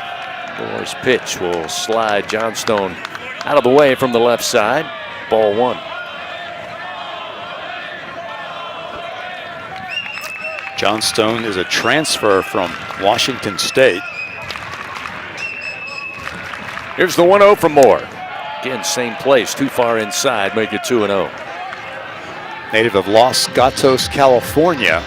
His younger brother, Carter Johnstone, is also on the team. Carter transferred here from Cal State Fullerton. 2 balls, no strikes, runner at second, 2 down, and Moore fires. Breaking ball, flutters across the outside corner. Johnstone took a look, and it's 2-1, a called strike. Gooden down at second base. Moore, though, concentrating on Johnstone at the plate. Here's the 2-1. Hit back foul. That'll leave in the count 2-2. FMOL Health, Our Lady of the Lake, proud to be LSU's championship health partner. Remember, LSU and Our Lady of the Lake, champions for Louisiana. Together we roar. You can learn more at olrmc.com/LSU. Runner at second, 2 outs, and a 2-2 count to Logan Johnstone. Moore fires, and a foul tip held onto by Cerna. Moore will record his 3rd strikeout. That'll do it for the Commodores. Again, no run, no hits, 1 error committed by the Tigers, and 1 man left on by the Doors. We go to the top of the 4th here in Nashville. 1-0 Vandy leads. Tigers come to the plate next. Top of the order, Milam Brown and Curiel when we return on the LSU Sports Radio Network. Something new is happening at Cox. Now the price of your Cox internet and mobile plan won't go up for 3 years, and Wi-Fi equipment is included. So no frustrating price changes, just a lot more of what you want, like a pizza with extra pineapple. Yikes. Okay, let's stick with something everyone wants. No price changes on your plan, guaranteed. Learn more at cox.com/value. Must have at least 500 megabits per second speeds and Cox Unlimited mobile. Taxes and fees excluded from price guarantee. Mobile data speeds reduced after 20 gigs usage per month. Hey, Tiger fans, there's nothing quite like game day at the box. To add to the excitement at the ballpark, enjoy our all-beef 44 Farms Tiger Dogs. The finest dogs in the land because they are made of all-natural Angus beef. To learn more, please visit them at 44steaks.com. That's 44steaks.com. 44 Farms, proud partner of LSU Athletics. Introducing 3 fun and exciting games from the lottery. Deal yourself a winning hand and play blackjack. Win up to $2,100. Tropical vibes with Bingo Wins. Play Flamingo Bingo. Top prize, $50,000. Go from mud bugs to more bucks. Play Crawfish Cash, the new fast play game. Win up to $10,000. Coming in after this spot. And a lottery, celebrating 35 years of reasons to smile. Must be at least 21 to purchase. The top of the 4th inning, presented by Dudley DeBosier Injury Lawyers. Throw your 4s up. Fans join MMR, the largest privately owned open shop electrical and instrumentation contractor in the nation, proud partner of LSU Athletics. It's a 1-0 Vandy lead here in Game 2 tonight. Top of the 4th inning, moving along. Stephen Milam back atop the order will lead things off for LSU. Milam struck out to start the game back in the 1st inning, but the first pitch he'll drive into the gap left center field. It's on its way to the wall. Milam around first, on his way into second. A stand-up double to lead things off for the Tigers here in the top of the 4th inning. That breaks up the perfect game for Nadeau. 9 up, 9 down through the first 3 innings, but Milam rips that pitch the opposite way in the left center field, and Tigers with an opportunity now for tying run on second base. Milam with his 5th double of the year. That'll bring Jake Brown to the plate. Jake, a strikeout victim, his first time up. Again, let's see if this second time through the order they find the secret to the freshman Wyatt Nadeau. Milam will take his lead off second. Nadeau looks back. Brown awaits at the plate. Tall right-hander fires low and inside, ball 1. And this is where you wonder, with just 11 innings pitched so far in his freshman campaign, again cruising along as you mentioned, Bill, those first 3 frames.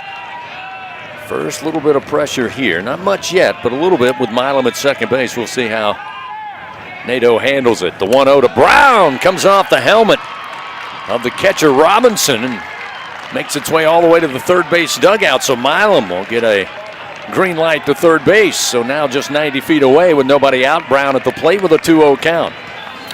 And Corbin Reynolds, the freshman catcher for Vanderbilt, did have issues last night in blocking balls, and that one gets by him, and now the tying run's at third base. Jake Brown with 31 runs batted in on the year. An excellent opportunity here. The 2-0 pitch.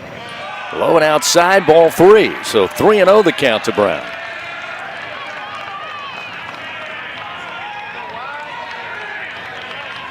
Milam, Coach Jordan talking over at third. Stephen now takes a short lead off the bag. 3-0 the count to Brown. Nadeau fires to the plate. Strike on the inside corner. Brown thought it was ball 4. He apologized to Angel Campos.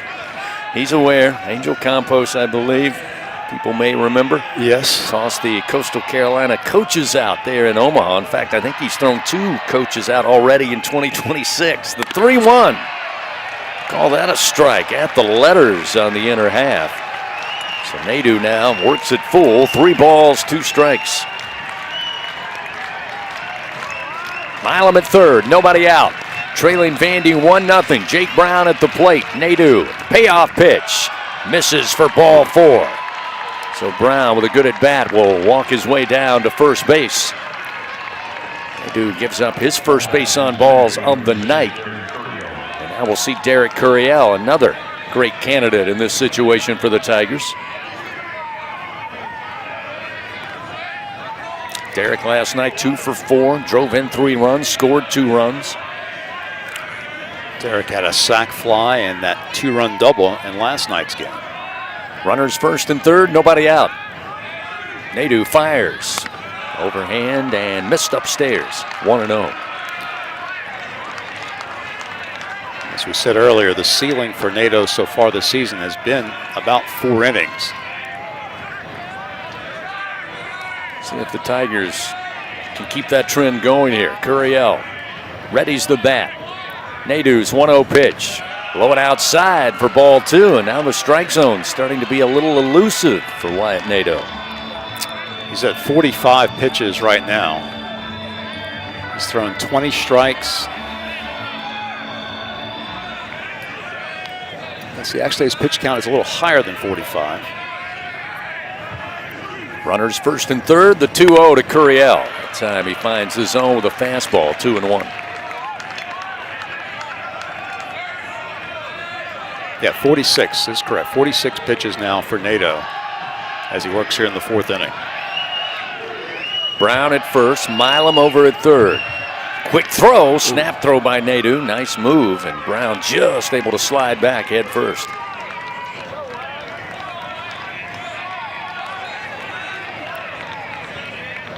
Two balls, 1 strike to Derek Curiel.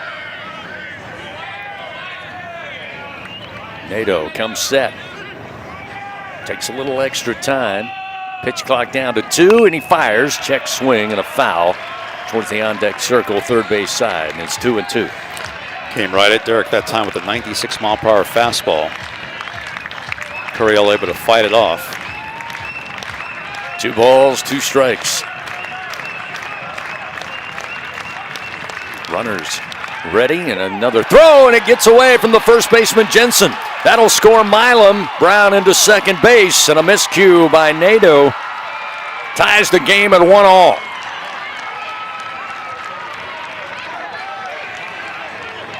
So good fortune for the Tigers here. Still nobody out. A run in. Curiel with a 2-2 count. Now Brown in scoring position with good speed at second base. Vanderbilt perhaps sensing that Brown would be running on the pinch to avoid a double play, and the throw was errant from Nadeau. So now Curiel ready to go. The 2-2 pitch in the air center field. Holcomb going back, now coming over to his right. He'll make the grab just shy of the track. Brown, plenty of speed. He will slide in safely well ahead of the throw. Curiel will advance the runner to third base. So with 1 out, it'll be Zach York with a huge opportunity here in a tie game, 1-1. And again, LSU now appears to be seeing the ball much better against Nadeau the second time through the lineup. That ball was hit really well by Curiel, but Holcomb able to make the play in the gap. York with a fly ball out to right field to Johnstone his first time up. A big left-hander stands in. First pitch low for ball 1.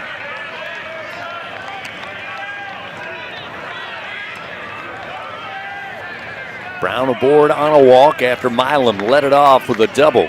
Milam in, now Brown at third. A 1-0 to York. Missed high, 2-0.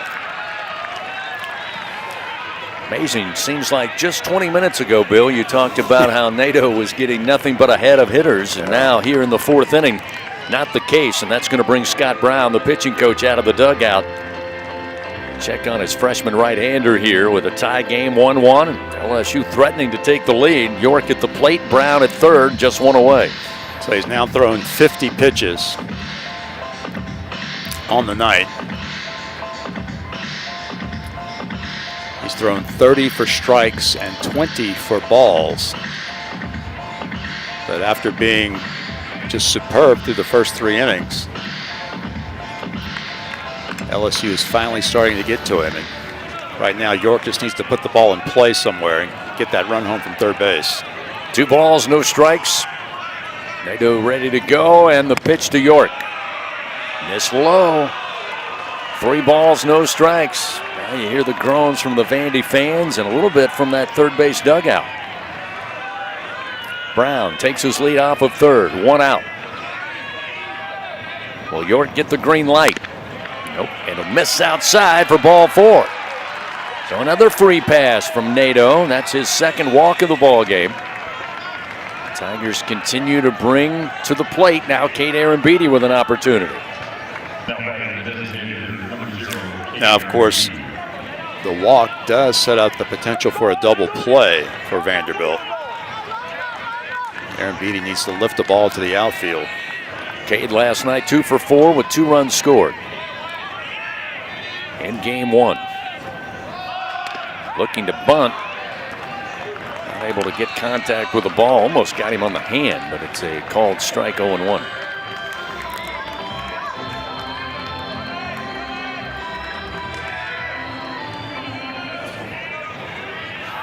Cade now readies the bat from the right side of the plate. Runners on the corners, 1 out. Here's the 0-1. Hit straight down into the plate, foul. 0-2.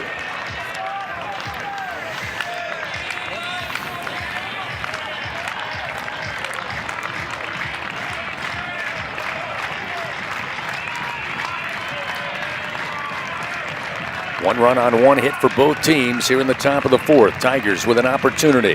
0-2 to Arambidi. Runners on the corners and the pitch. Ground ball towards third. Going to be picked up by Johnston. The throw to second a little low, but the relay to first in time for the double play. They get York at second. Arambidi at first.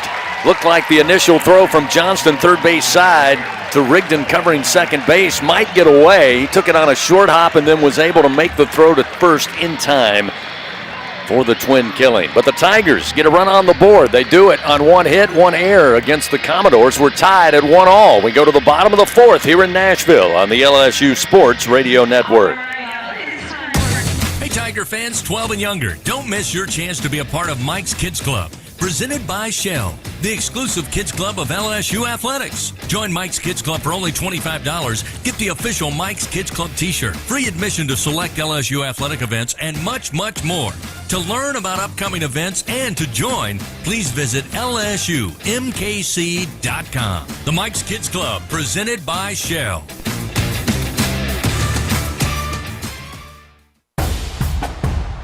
Every Tiger knows it's not just about where you are, it's about how you play the game. At LSU Online, we bring that same grit and greatness to your education. Whether you're watching from Baton Rouge or beyond, you can earn your degree on your time from anywhere. Flexible, online, built for Tiger Nation. Visit online.lsu.edu and win where you are. Get ready, Tiger fans! Venture Global is proud to partner with LSU Athletics, powering Louisiana and the world with clean, low-cost, reliable energy and fueling the future of our great state. As we cheer on the Tigers this season, we're also driving innovation, creating jobs, and supporting our local communities. Together, we're building a brighter, more sustainable tomorrow. Venture Global. Coming in after this one. LSU Athletics, powering champions on and off the field. Go Tigers! The bottom of the fourth inning, presented by Dudley DeBosier Injury Lawyers. Throw your fours up. Scratch-made dishes, wall-to-wall TVs, craft beers, and cocktails. Sound good? We'll stop by today, order online, or use the app. It's Walk On Sports Bistro. Game on. Braden Holcomb will lead things off for Vanderbilt. Bottom of the fourth inning. We got a tie game, 1-1. The Tigers started by a leadoff double from Stephen Milam in the top half of this frame. Eventually came around to score to tie us up at 1-1. Holcomb a base hit and scored the lone run for Vandy back in the second inning. He'll swing and foul this one again, third base side. Even up that count, 1 ball and 1 strike. Cooper Moore enters this inning having thrown 50 pitches through the first 3 frames. 31 strikes, 19 balls.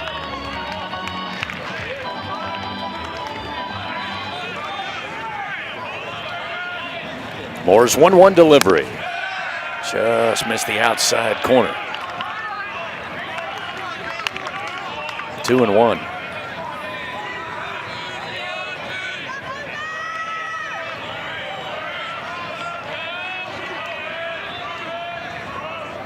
Pitch to Holcomb on its way. High chop again. Charging in. Caraway gonna just put it in his pocket. That time he and Milam both converging. Milam looked like he was initially going to take it and then just kind of yielded out of the way of Caraway, and on that high chop, no chance to make a throw or try to rush it, but Coach Johnson not happy at all. Thought there should be better communication there, and Milam playing back a little bit at shortstop. He had all the momentum to come in, field it, and probably make a pretty good throw over to first. So not going to be an error, but a miscue there by the Tigers for sure. Leads to the leadoff man arriving safely in Holcomb, and that'll bring Mancini to the plate. Hope that doesn't come back to bite the Tigers. Hope not. Holcomb has no business being safe at first base right now. First pitch to the left-hander. This is high for ball 1. Just some hesitancy, some indecision on the part of the left side of the infield, and that results in what is scored as a base hit for Holcomb.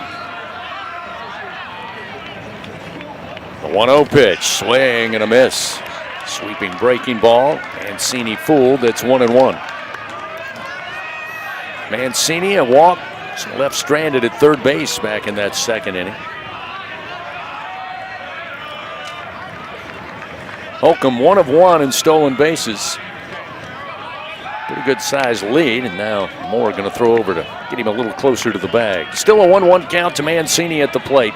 Vanderbilt 1 run on 3 hits, 1 error, and Tigers 1 run on just 1 hit.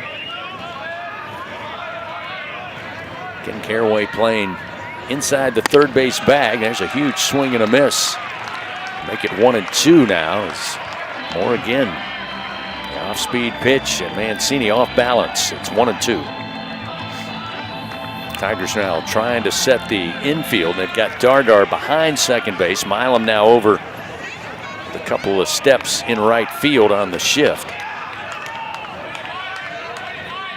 Again, now they'll move Caraway to the shortstop position. He was playing even with the bag. Mancini, a left-handed hitter. He's got a runner at first, nobody out. The 1-2 pitch up the middle and out of the reach of Dardar on a sharply hit line drive to center field. Seth did what he could. That one screaming off the bat of Mancini right towards second base. Dardar had been behind second field, and they shift him just a little bit to the right. Probably was the difference in that one. Thought he had a play on the ball, would have left the bat of Mancini. Tried to make a backhanded grab and just zipped past his glove, and now Vanderbilt has a real threat. Runners first and second, nobody out. That'll bring the first baseman Jensen to the plate. He was a strikeout victim to Cooper Moore, one of 3 on the night for the Tigers starter. Thought we might see a bunt in the situation last time from Jensen, but he swung away. Looking to swing here, and the first pitch outside, ball 1.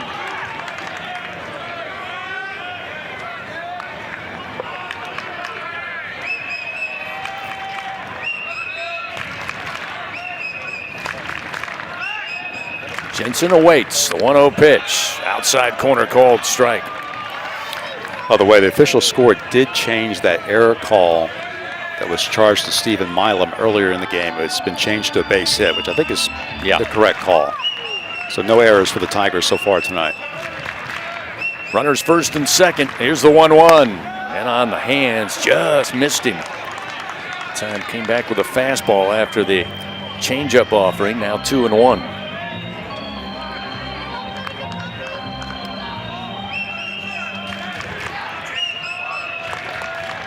Now time going to be called. Jensen granted timeout. He'll step out of the box. Blue Cross and Blue Shield of Louisiana, proud to be the official health insurance of LSU Athletics. Remember, fans, Louisiana Blue, live Louisiana. We've got you. It's a 1-1 ball game here. Vandy threatening in the bottom of the 4th inning. Nobody out. They've got Holcomb at second. Mancini at first base. 2-1 count to Jensen, and a high chop going to get over the head of York and bounce its way deep into the corner and right. That will easily score Holcomb. They'll wave around Mancini. The throw, and they'll bring him back to third. Great throw by Jake Brown on a one-hopper to save what I thought would be a second run of the inning, but it's a 2-1 Vandy lead as Holcomb comes in to score. Again, that mistake on Holcomb arriving safely at first on a ground ball to third comes back to bite the Tigers indeed after able to drive it into right field. Now it's a 2-1 Vandy lead. They've got nobody out and runners second and third for Riker Waite, the shortstop.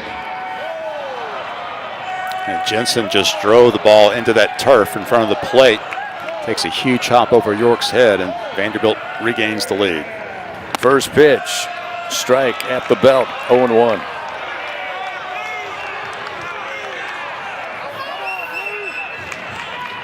Moore having to battle out of this one. Relinquishes the lead 2-1, but Vandy looking for more with nobody out. The 0-1 pitch. Low for ball 1. 1 ball, 1 strike. Again, they're going to leave Caraway, the lone infielder, left side of the diamond with a left-hander Waite at the plate. He's even with the bag. They've got 3 infielders right of second base. The 1-1 pitch.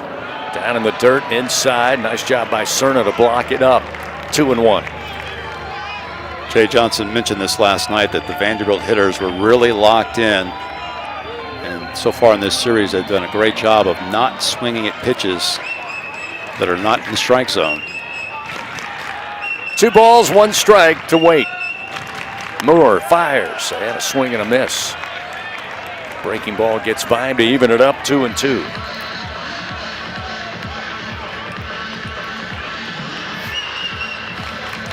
Mancini at third, Jensen at second base. Still no outs. The 2-2 just staying alive with a piece as Waite fouls it back into the screen.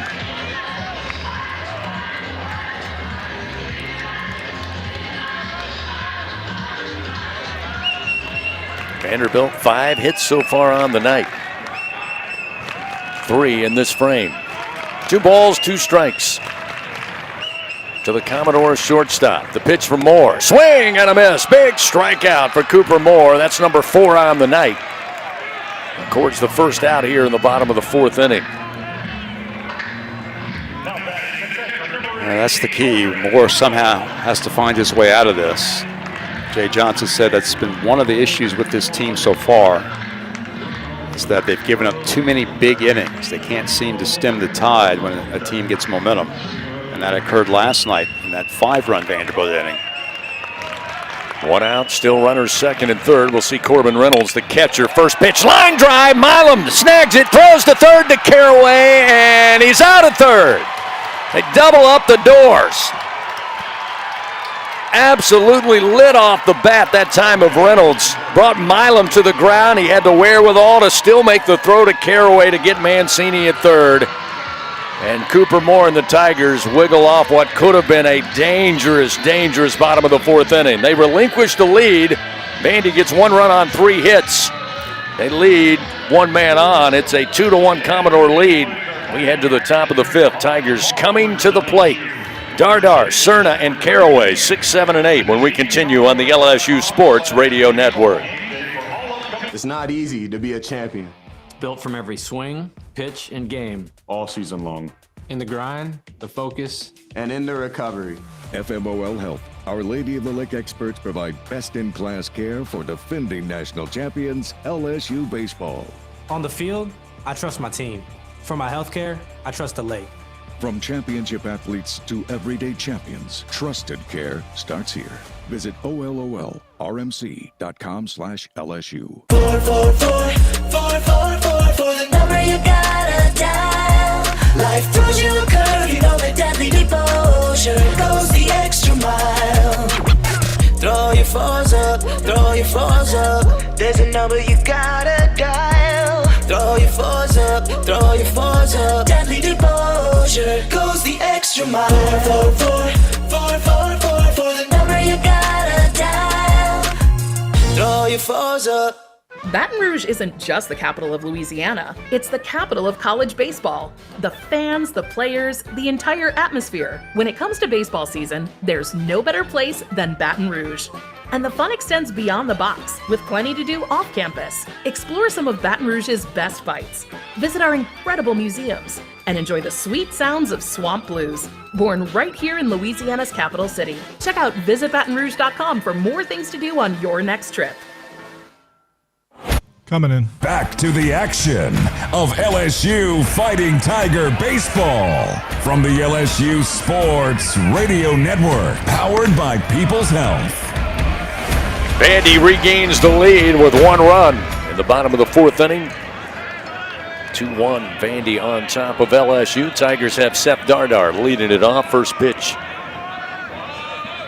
from Nadeau, a called strike. There's a swing and a miss, and quickly it's 0-2.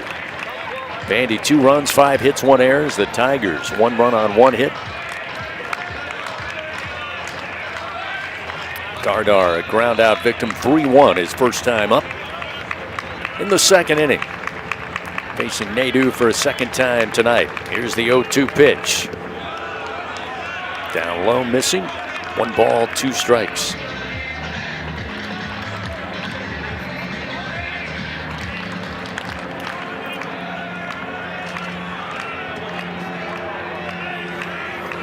Shift is on for Dardar, the left-hander, and he'll swing and foul this one to the on-deck circle of the Tigers. Still remains 1-2. Get you up to date on what's happening in the SEC today. Kentucky defeated Alabama 8-7. Wildcats won the first 2 games of that series in Lexington. Mississippi State beat Arkansas 7-2 in Game 2 of the series in Fayetteville to even the series at a game apiece.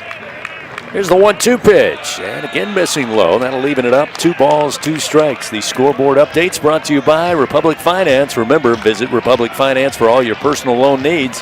Get started today at republicfinance.com/Tigers. Arkansas won Game 2 of today's doubleheader, 7-3 over Mississippi State. 2-2 again down low. Blocked up by Corbin Reynolds, the Vandy catcher, and that'll work it full. So Dardar, after falling behind early, Puts the pressure back on the freshman right-hander for the Commodores.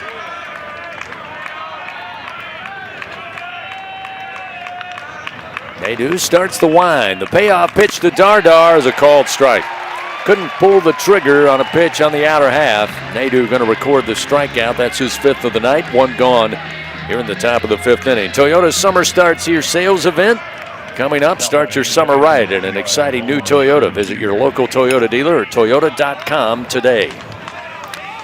So with the split of the doubleheader today in Fayetteville, Arkansas ends up winning the series over Mississippi State 2-1. Omar Cerna Jr. to the plate. The Tiger catcher grounded out to the shortstop Riker Waite. His first plate appearance, and the first pitch from Nadeau, a called strike. 0-1.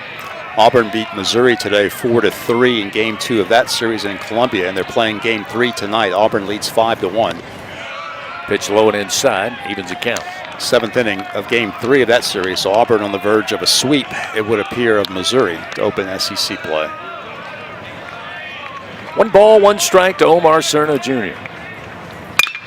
Sharply hit, ground ball, but going to be fielded by Waite, going to his left, and a good throw to first in time to get Cerna the second out of the inning. Continuing around the league, Florida blanks South Carolina today 3-0, so the Gators have won the first 2 games of that series. Texas beat Ole Miss today 11-2 in Austin, so that series even at 1 game apiece. Texas A&M beat Oklahoma 9-5 in Norman. That series also even at 1 game apiece. Trent Caraway, the right-hander at the plate. He's 0 for 1 tonight. And the first pitch sails upstairs from Nadeau, and it's 1-0. He had a ground out to Brody Johnston at third base back in the 3rd inning. Tigers last night put together a couple of 2-out rallies. We'll see if Caraway can start it here, down 2-1, as that one's fouled to the right. 1 ball and 1 strike. In Athens today, Georgia beat Tennessee 4-2, so that series even at a game apiece.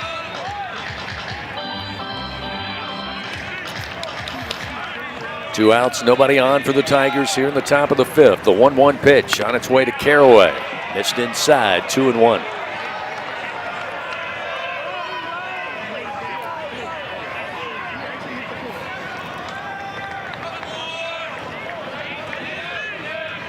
One pitch, showing bunt, and he fouls this one back. Leaving the count 2-2. So quick square to bunt that time by Caraway, trying to catch Vandy off guard, unable to execute. It's 2-2.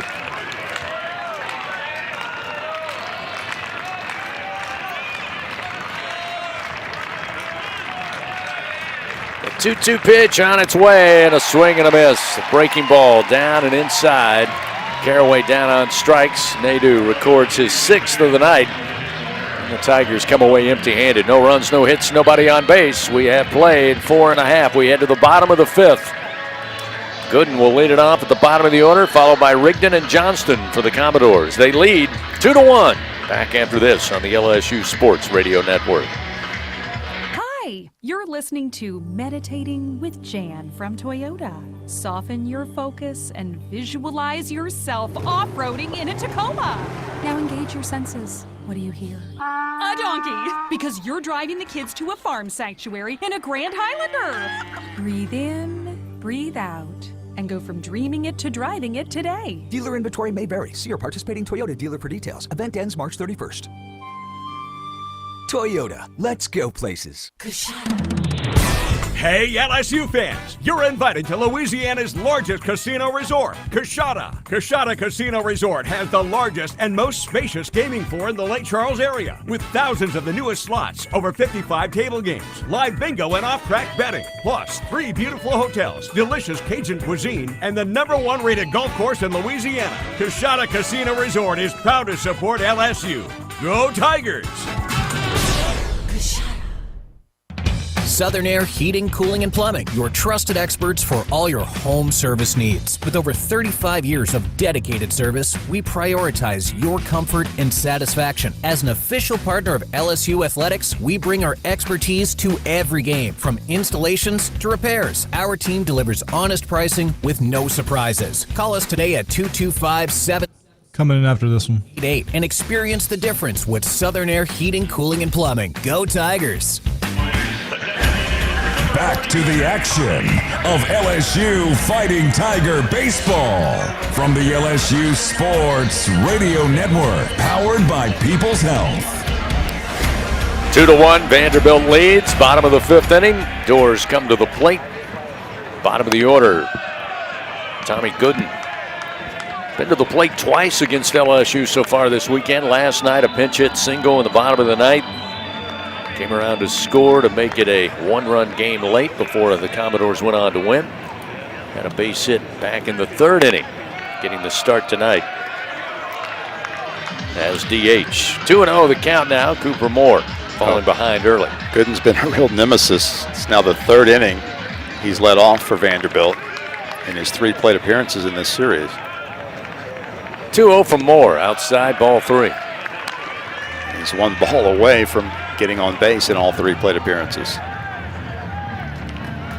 3-0 count. Cerna crouches down. Moore with the wind. The 3-0 upstairs, ball 4. So 4 straight pitches, and Gooden indeed will reach base for a 3rd straight time in this series. It's the 4th straight inning now that Vanderbilt has the leadoff man on base. At the top of the order, Rustin Rigdon now. 0 for 2. Strikeout. Ground out unassisted by York. Last time in the 3rd frame. 73 pitches now for Cooper Moore.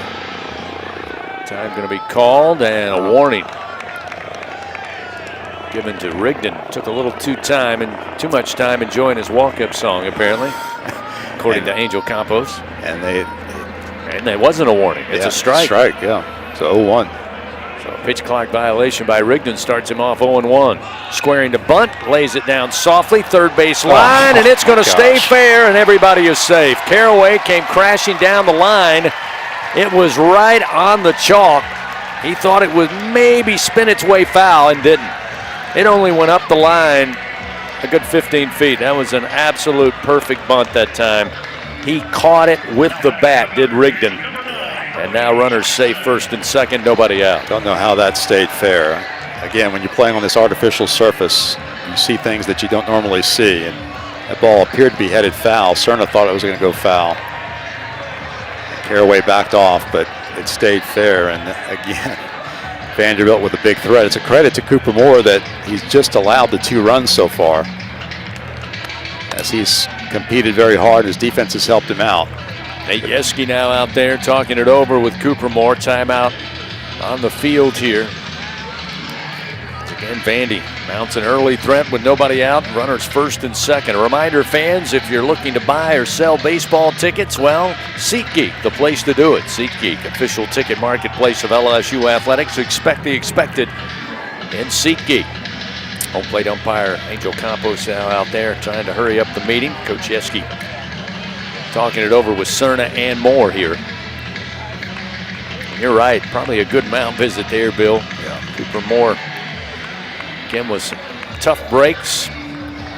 Big plays made by Vandy. Some good fortune going their way as well, but still just a 2-1 Vandy lead as now we get some action in the bullpen for the Tigers. So this is the 3rd time in the last 4 innings Vanderbilt has gotten the first 2 hitters on base. And again, to Moore's credit, he's been able to minimize their run production up to this point. Ethan Plog up and throwing now for the Tigers. Brody Johnston at the plate with runners 1st and 2nd.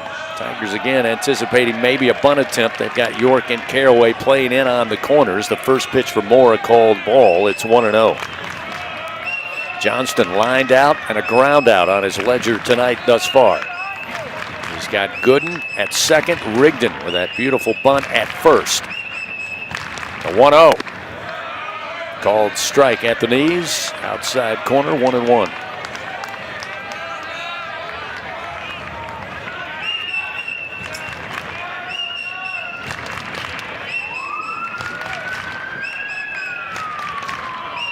Here's the 1-1 pitch, swing and a miss. Breaking ball had him out in front. It's 1-2. The Tigers benefited by a great defensive play in the last inning by Milam in a similar situation with runners aboard.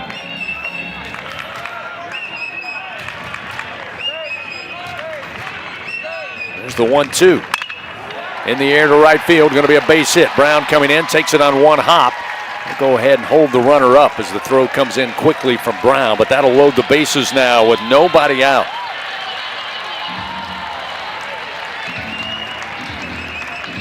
That'll be the 7th knock of the night for Vanderbilt.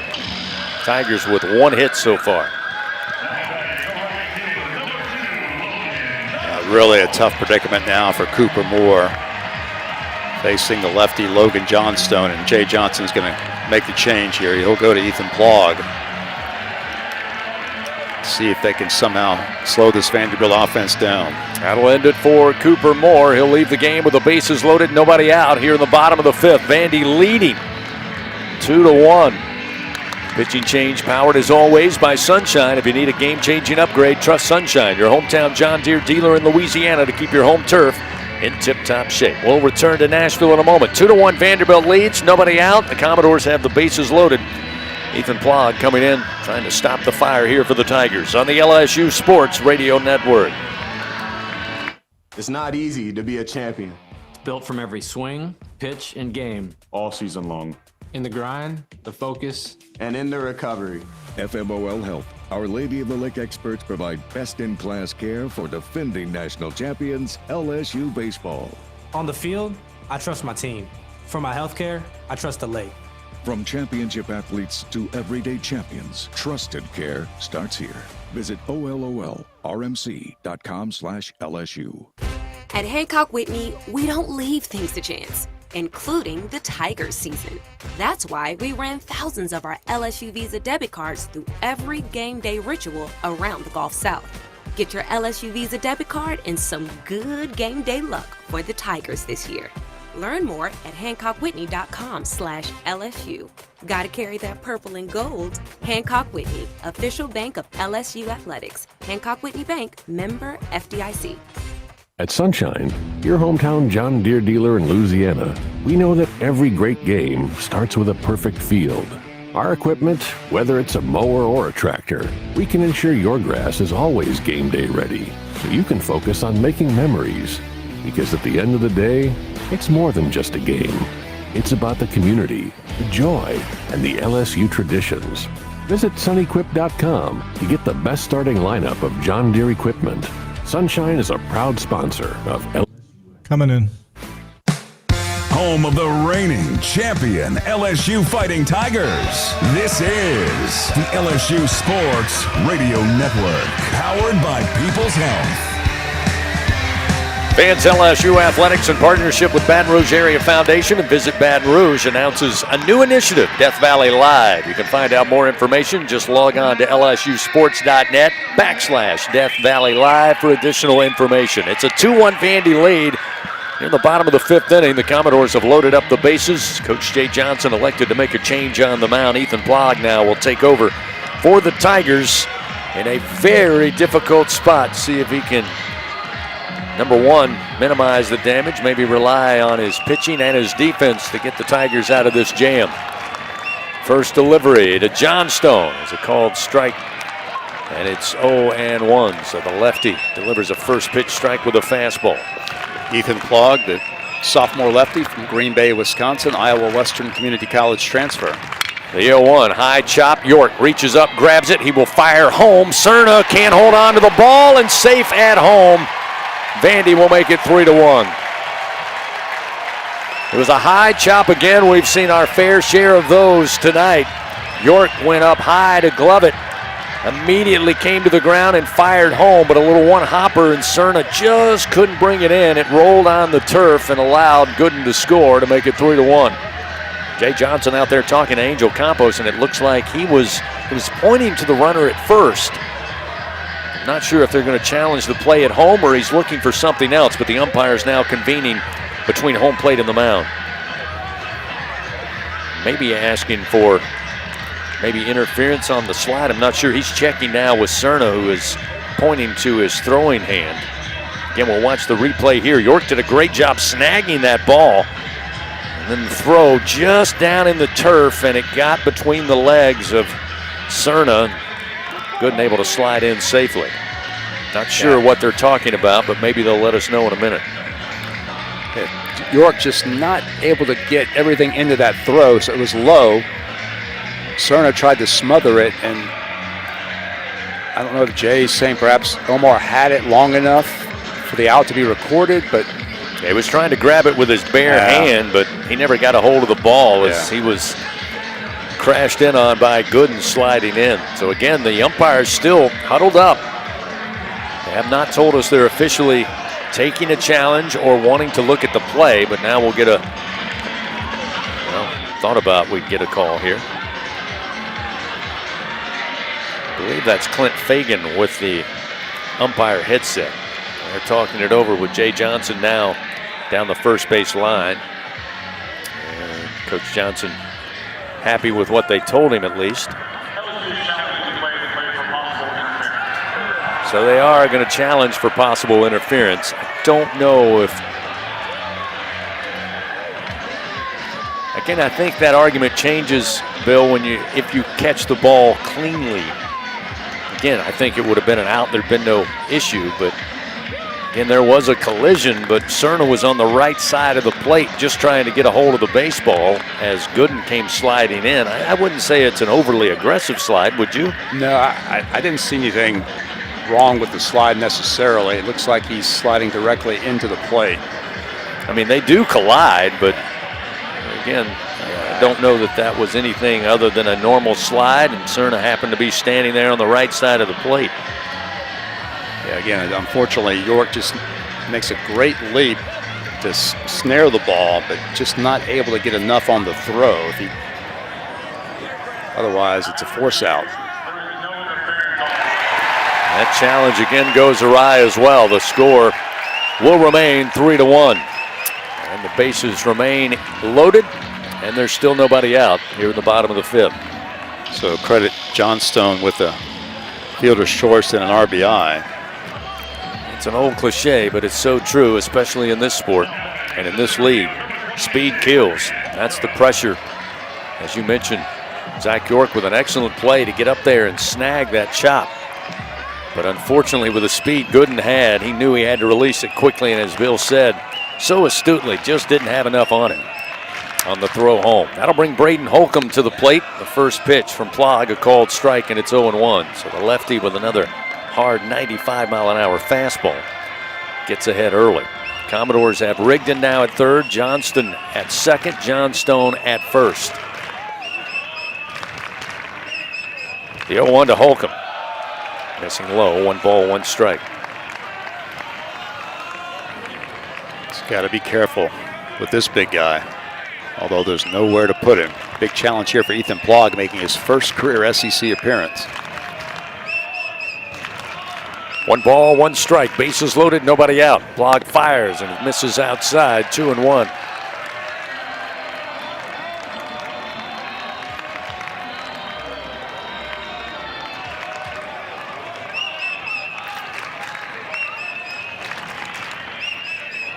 Plog, the left-hander, looks in. The right-hander, Holcomb at the plate. The pitch. Just missed the inside corner at the knees. Now 3-1. Well, now you're really in a danger zone. Big-time hitters count with the bases loaded. We'll see how Plog approaches it here. 3 balls, 1 strike, Cerna. Moving inside, and the pitch is there but low. And that'll walk in a run. It's now 4-1. Vanderbilt. Rigdon touches home plate.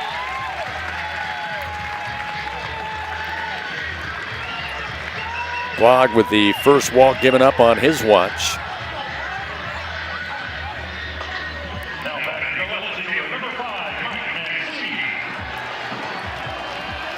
Well, the next 2 Vanderbilt hitters are lefties, Mancini and Jensen. So, although Vanderbilt looks like it's going to pinch hit for Jensen. First pitch, Mancini drives it high and deep to center field. Curiel going back, 1 foot on the track, now steps up and makes the play, but deep enough for Johnston to come home to score to make it 5-1. So Mancini with a sac fly RBI gives Vanderbilt a 4-run lead. Johnstone advances to third. Now runners on the corners, just 1 out. And we will see a pinch hitter. It's Vanderbilt is sending a right-handed batter up to the plate, Chris Maldonado. Maldonado got the start last night at first base for the Commodores. Went 0 for 4, did get aboard on a walk and scored a run.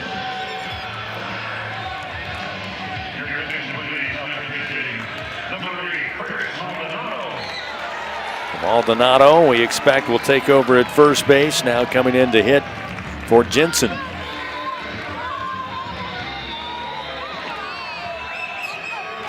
Runners first and third, one out. Ethan Plog on the mound, and the first pitch from the left-hander. A called strike with a breaking ball. 0-1.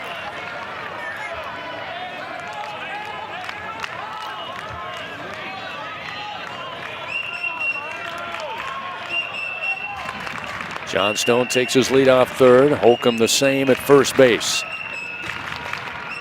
Plog, the 0-1. Fastball high and outside. 1 ball and 1 strike. Maldonado batting .273 on the year. 3 home runs, 10 runs batted in.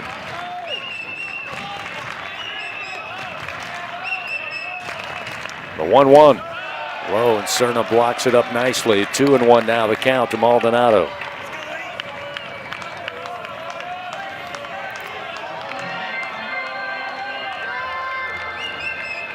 Vandy has made their hay tonight with a lot of tricky ground balls for hits and also causing trouble. The 2-1. Maldonado puts a punch into this one to center field. Curiel back to the wall, and it is gone. A pinch hit, 3-run bomb for Maldonado will open this game up. Make it 8-1 Vanderbilt. Straight away center field, about a quarter of the way up the batter's eye. 4th home run of the year for Maldonado. His first hit in this series. He was 0 for 4 in last night's game. But now Vanderbilt, with its largest lead in this series, they had a 6-run lead last night before LSU stormed back. Tonight the deficit is 7 runs. Still just 1 out. They'll bring Riker Waite to the plate. Drove in a run on a fielder's choice back in the 2nd inning, and a strikeout victim in the 4th to Cooper Moore. First pitch outside, 1-0. Vanderbilt has batted around here. This one fouled off the bat of Waite, and it's 1-1. 6-run inning for the Commodores.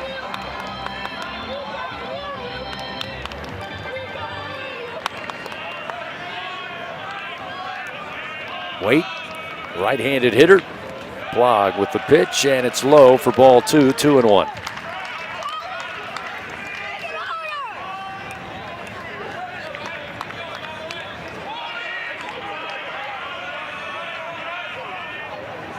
Two-one delivery.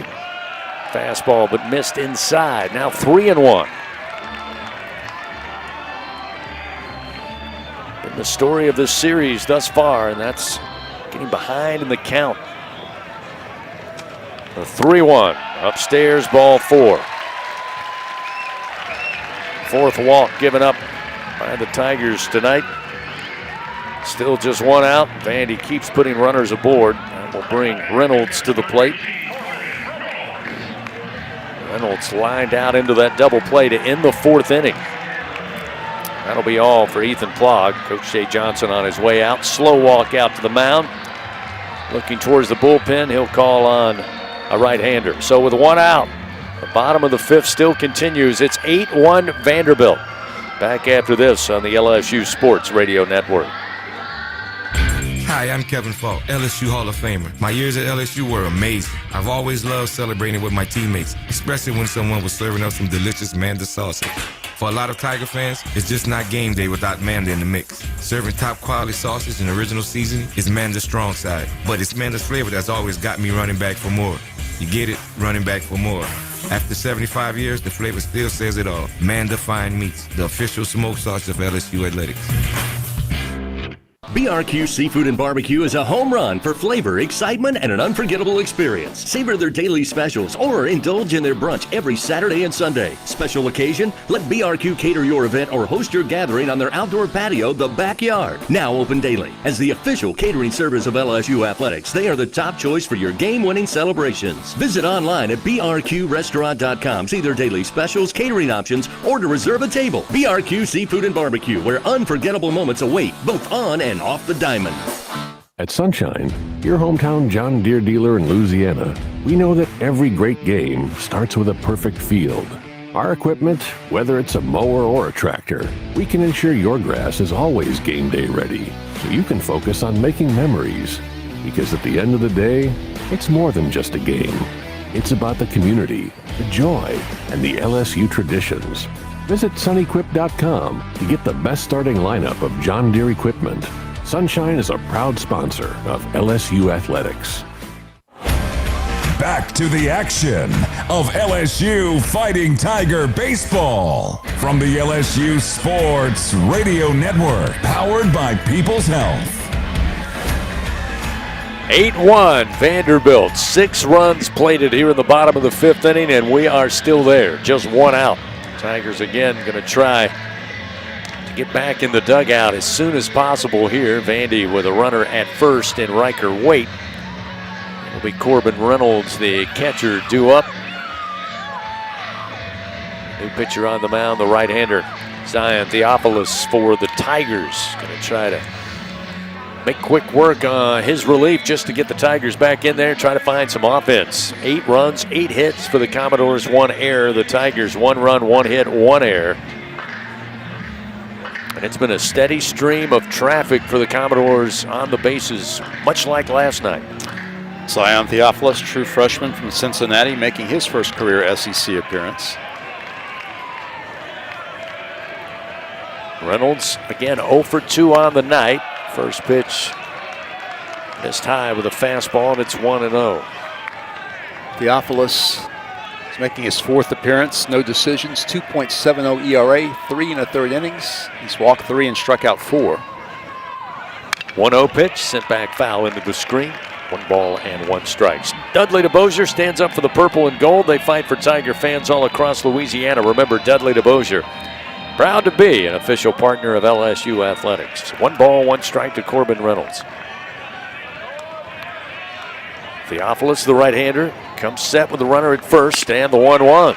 Gets that one by him. The fastball, swing and a miss, 1-2. Here's the final line on Cooper Moore. 4 innings. He's charged with 5 runs, 4 earned runs on 7 hits. He walked 2 and struck out 4. 1 ball, 2 strikes. The pitch to Reynolds. That one a called strike 3. Theophilus able to paint that inside corner at the knees. Records the strikeout and gets the 2nd out of the inning. Ethan Plah goes a 3rd of an inning. He has given up 3 runs on 1 hit, walked 2, no strikeouts. He is responsible for the runner at first base. Bottom of the order now, Tommy Gooden. Started off this inning with a walk and scored. That's a throw over by Theophilus, checking on the runner Waite, who's 5 of 7 in stolen bases this year.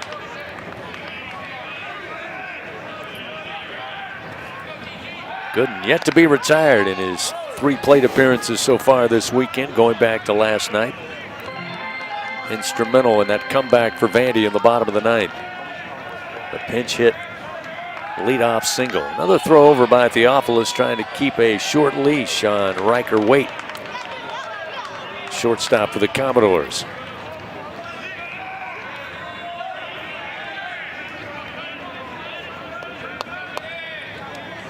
First pitch, swing and a miss. Fastball gets through the bat, and it's 0-1.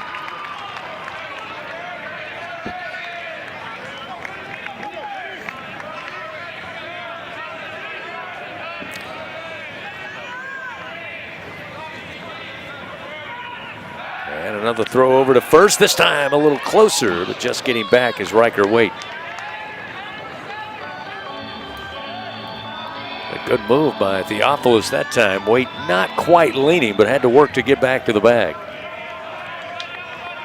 0-1 the count to Gooden at the plate. With 2 down, a runner at first. Theophilus fires. I'll say a little low. 1 ball, 1 strike. Zion Theophilus, true freshman out of Cincinnati, rated number 1 by Perfect Game, is the top right-handed pitcher in the state of Ohio. The number 32 rated right-handed pitcher in the entire nation last year. 1-1 pitch, off speed, but outside. 2-1. He was 23-3 in his career at Moeller High School in Cincinnati. 2 outs, runner at first. Cerna sets outside to the left-hander. A swing and a miss. Theophilus again relying on that fastball. Evens a count 2-2.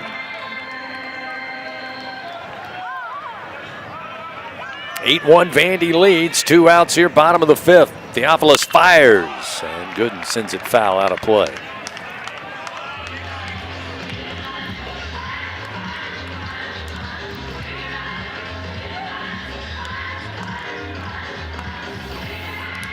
Bottom of the 5th has taken quite a bit of time. Tigers will have Stanfield at the bottom of the order leading it off before Milam and Brown to follow. First things first, got to find this 3rd out. Theophilus again, a little more of a demonstrative throw over to first. Wait back safely.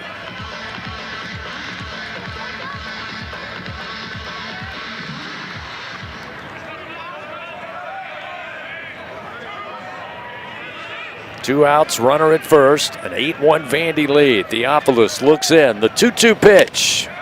Low and inside. That'll fill the count to Gooden now, 3-2.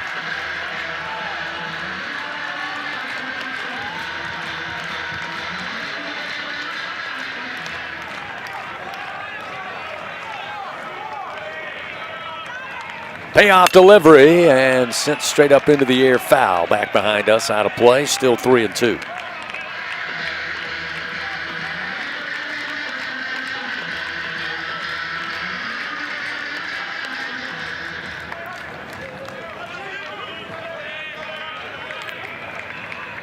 Another payoff pitch and another foul sent back. Gooden still battling up there. Gooden will not go away. Certainly making an argument for Coach Corbin to find a way to get him into the lineup. Cannot get this guy out. Every single day. Another payoff pitch from Theophilus and another foul ball.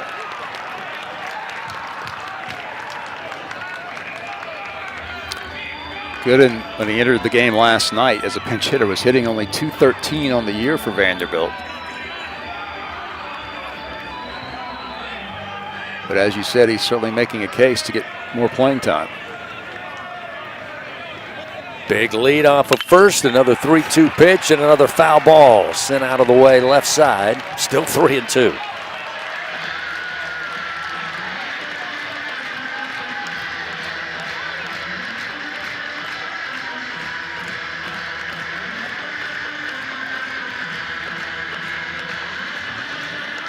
Wade again will take a huge lead off of first with 2 down. Vandy leading 8-1. Another 3-2 pitch, and this one rifled to center field. Curiel back a few steps, now in a few steps, and he'll have it. And finally the 3rd out here in the bottom of the 5th inning. But Vandy, 6 runs, 3 hits, 1 error by the Tigers. They leave 1 man on. 8-1, Vanderbilt leads. We head now to the top of the 6th. Tigers will have Stanfield, Milam, and Brown due up with a lot of work to do on the LSU Sports Radio Network.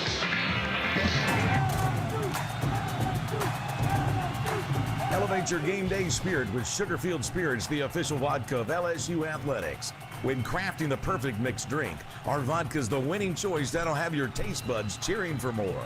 Sugarfield Spirits, where the spirit of the Tigers meets exceptional locally made vodka. See our winning lineup at sugarfieldspirits.com or visit us at our tasting room in Gonzales.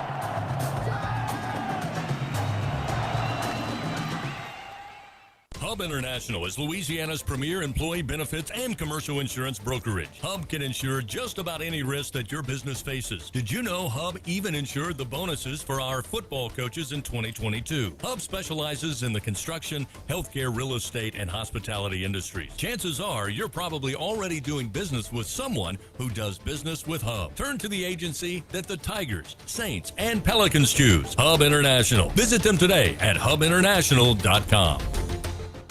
Hub International is Louisiana's premier employee benefits and commercial insurance brokerage. Hub can insure just about any risk that your business faces. Did you know Hub even insured the bonuses for our football coaches in 2022? Hub specializes in the construction, healthcare, real estate, and hospitality industries. Chances are you're probably already doing business with someone who does business with Hub. Turn to the agency that the Tigers, Saints, and Pelicans choose. Hub International. Visit them today. Coming in after this one.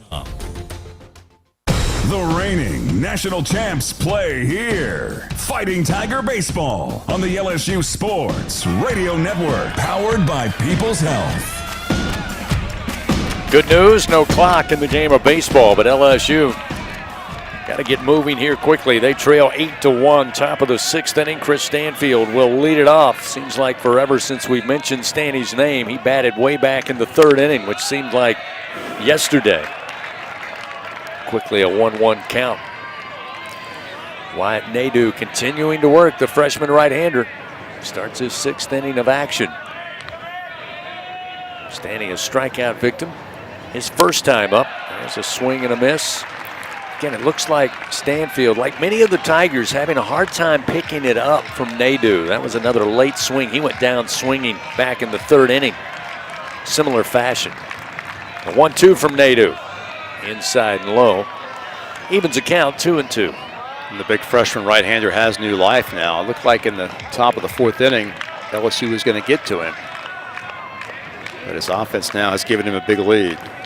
2-2, swing and a miss. Nadeau records strikeout number 7. 1 gone here in the top of the 6th. That'll get Stephen Milam to the plate. Milam tonight, 1 for 2 atop the order. He was one of those that showed a little bit of weakness in Nadeau, and I say that tongue-in-cheek. He had a leadoff double and scored in the 4th inning, but the Tigers missed on an opportunity to plate some more in that frame. And that's a credit to Wyatt Nadeau. First delivery to Milam. Misses outside, ball 1. Tigers had tied the game in the 4th, had runners at 1st and 3rd with 1 out, but Aaron Beatty grounded it into a double play, and Nadeau is back to where he was at the beginning of the game now. A 1-0 pitch, sharply hit ground ball, but right at the second baseman, Rigdon. Easy throw to first in time, and Milam retired for the 2nd out of the inning. That'll bring Jake Brown to the plate. Jake tonight 0 for 1. So that's now 6 in a row retired by Nadeau, beginning with the double play that ended the 4th inning. Nadeau fires. It's a called strike to Brown, sets him up 0-1. Jake tonight a strikeout victim in the 2nd, got a board on a walk, left stranded in that 4th inning. Swing and a miss. Nadeau with 96 still in the tank, gets that one by Brown. It's 0-2. I'd say he's been reinvigorated. Yep. 2 outs, nobody on, the 0-2. Missed low. Good 0-2 pitch. Brown a better take, and it's 1 ball, 2 strikes. He's thrown 80 pitches now. This is easily his longest outing of the year.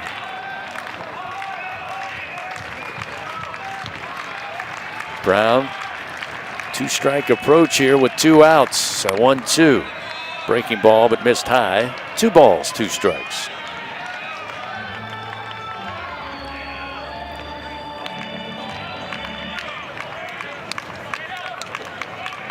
Two-two delivery. Low and outside. So after getting behind early, Brown now works the count full. Goes without saying, down 7 runs. You need base runners, even with 2 outs. Got to get somebody aboard, extend this inning. Try to get to that Vanderbilt bullpen. Payoff pitch, swing and a miss. Brown down on strikes for a 2nd time tonight. And Nadeau with his 8th punch out. Going to be congratulated on his way to the dugout. 8-1, Vandy leads. Tigers go quietly top of the 6th. No runs, no hits, no errors. We'll return in a moment on the LSU Sports Radio Network. Everyone has their own favorite way to experience Louisiana.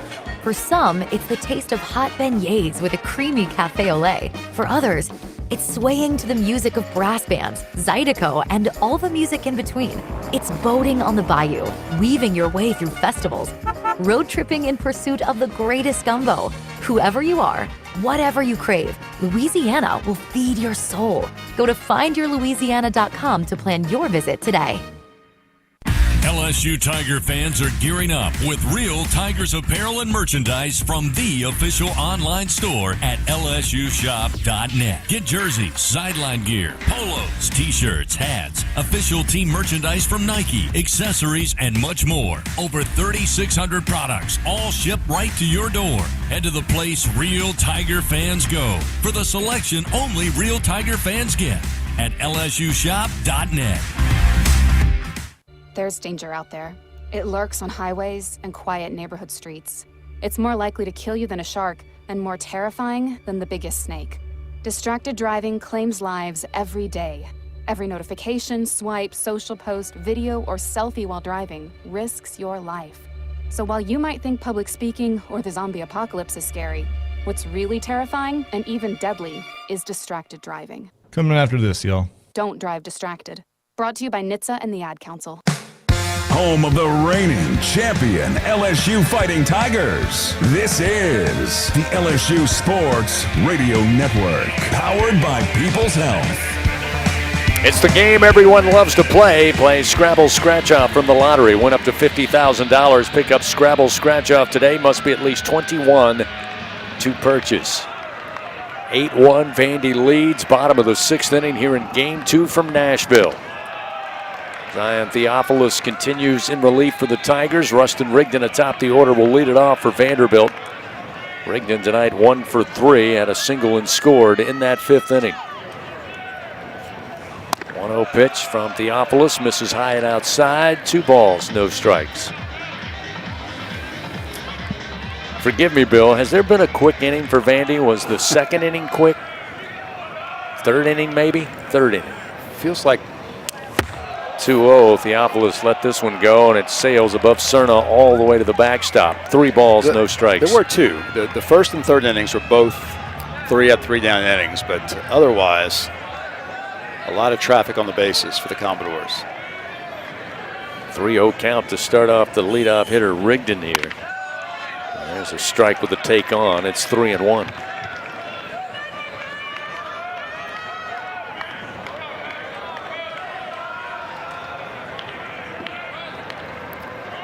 3-1 pitch, swing and a miss. Challenged him that time with the heat. That'll fill the count 3-2. And it goes without saying, last night, again, there were plenty of big hits by both teams. A ton of traffic due to the free passes. Tonight it's been Vandy just making contact and putting it where they ain't. 3-2 sent back foul to stay alive by Rigdon. 8 runs on 8 hits. The Tigers 1 run on just 1 hit tonight off the freshman right-hander Wyatt Nadeau. Another payoff pitch to come from Theophilus. On its way to the plate, Rigdon swings. Mile high into the air, deep to left field, going back Stanfield. He's got room. He'll make the play on the track for the first out of the inning. So took a few pitches more than I'm sure Zion would like, but he records the first out. Rigdon retired. Now he'll concentrate on Johnston, who batting second in the order is 1 for 3. Very good start to Zion Theophilus' SEC career. Righty on righty, and the first pitch going to hit him. That one up and in, and got a piece of Johnston, who heads down to first. So 4 walks, now a hit batter. Zion did retire the first 3 batters he faced in this game. A strikeout, a couple of flyouts, but he hits Johnston. Now, of course, if you're LSU, you've got to be aware of the fact that Vanderbilt is 3 runs and 3 outs away from ending this game.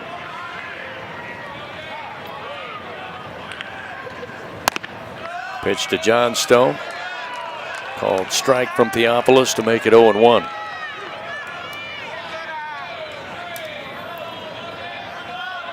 Johnston, sizable lead off of first. Theophilus will bring it to the plate, up and in, missing ball one. 1 ball, 1 strike.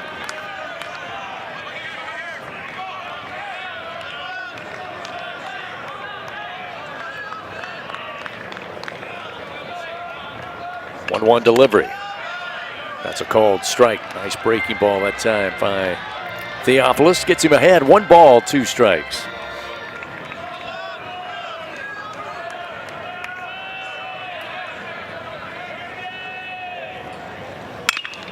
Hit foul down the line in left.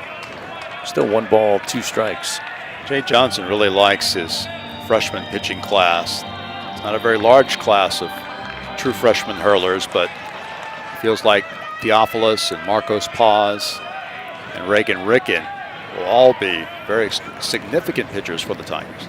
The 1-2 sent back into the screen off the bat of Johnstone. It's still 1 ball, 2 strikes.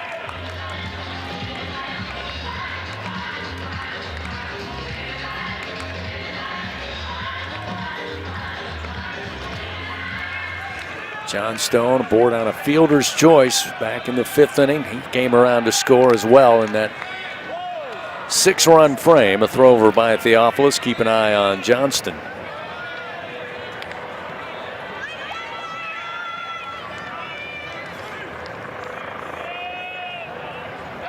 Another throw over.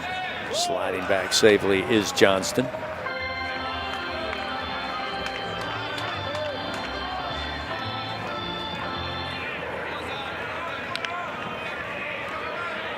One ball, 2 strikes. And the pitch to the plate, low and outside.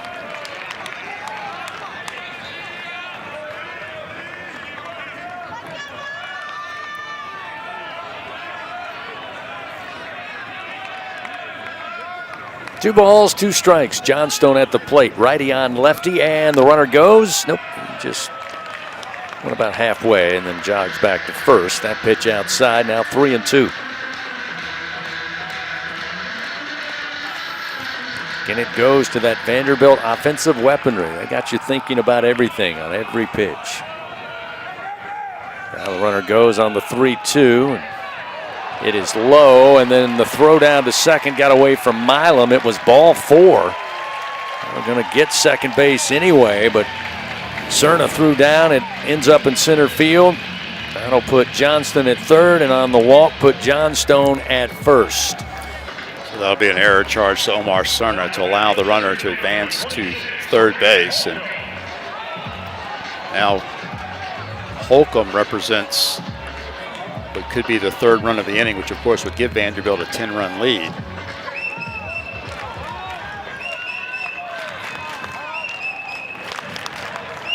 So now with runners on the corners, and now the runner's going to go from first to second without a throw, as Theophilus will just hold it. So that'll put runners second and third now. Vandy saw the opportunity to snag a base, and they get it.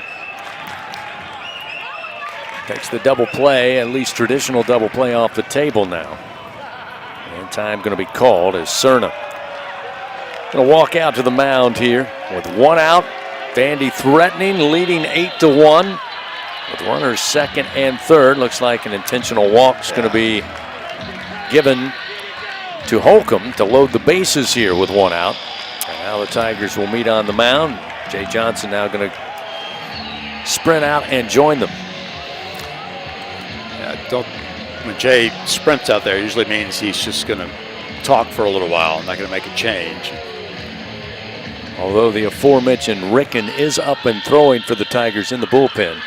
But yeah, I think you're right. I think he just wanted to give that intentional, load the bases, get a play at any bag, and then talk it over with not only Theophilus and Cerna, but certainly the Tiger infield here with 1 out, trying to hold it to an 8-1 Vanderbilt lead. Fans, find out how you can build a better workday every day with Cintas. Visit Cintas.com. Get ready for the workday. So the meeting on the mound all over with.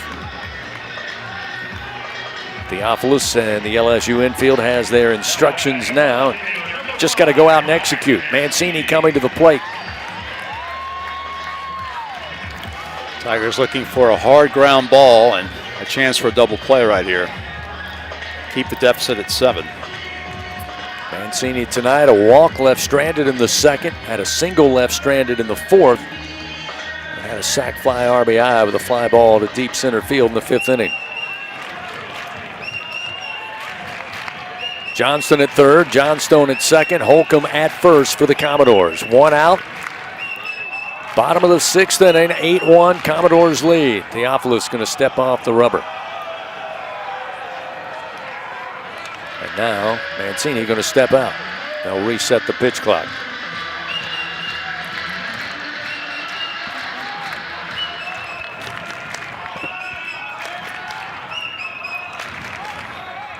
First pitch on its way. Missing off the outer edge, 1-0.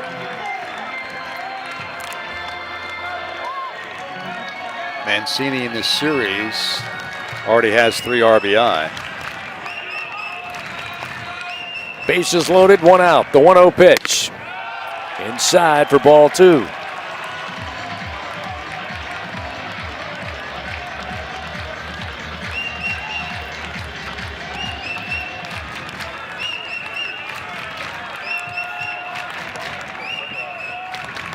Two-0 pitch from Theophilus. Missed upstairs. Now 3-0 with the bases loaded.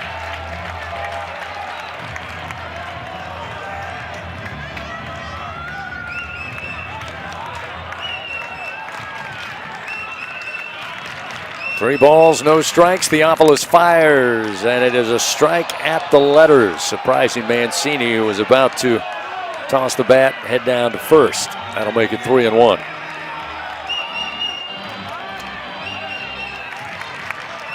Six walks given up tonight by Tiger pitching, 1 hit by pitch. Here's the 3-1. Upstairs, ball 4. That'll walk in a run. That'll make it 9-1, Vanderbilt. Vanderbilt scoring this run without a base hit. Hit batter and 3 straight walks. There will be much better days for Zion Theophilus as he matures in this program. And that's going to be it for him for now. So now Coach Johnson on his way out there. Another pitching change here. With Vanderbilt on the threshold of increasing what is now an 8-run lead, 9-1. 1 out, bases loaded. Pitching change powered by Sunshine, your hometown John Deere dealer in Louisiana. We'll tell you about the new pitcher and get back to it here in Nashville. 9-1. Vanderbilt leads in Game 2 on the LSU Sports Radio Network. Some drinks come in a bottle, some in a can. Only one comes in a ball and brings the buzz. We're Buzz Balls, the ready-to-go cocktail that's shaped like a ball. Coincidence? We think not. Big flavor, big buzz, ready to go. Buzz Balls. It's a ball. It's a drink. It's a whole vibe.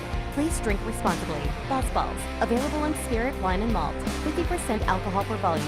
Buzz Balls LLC, Carrollton, Texas. Champions don't wait for the perfect pitch. They make their move. With LSU Online, you can step up to the plate for your career, earn your degree, and keep swinging towards your goals. Learn anytime from anywhere and knock your next milestone out of the park. It's time to make your move, Tiger fans. Visit online.lsu.edu.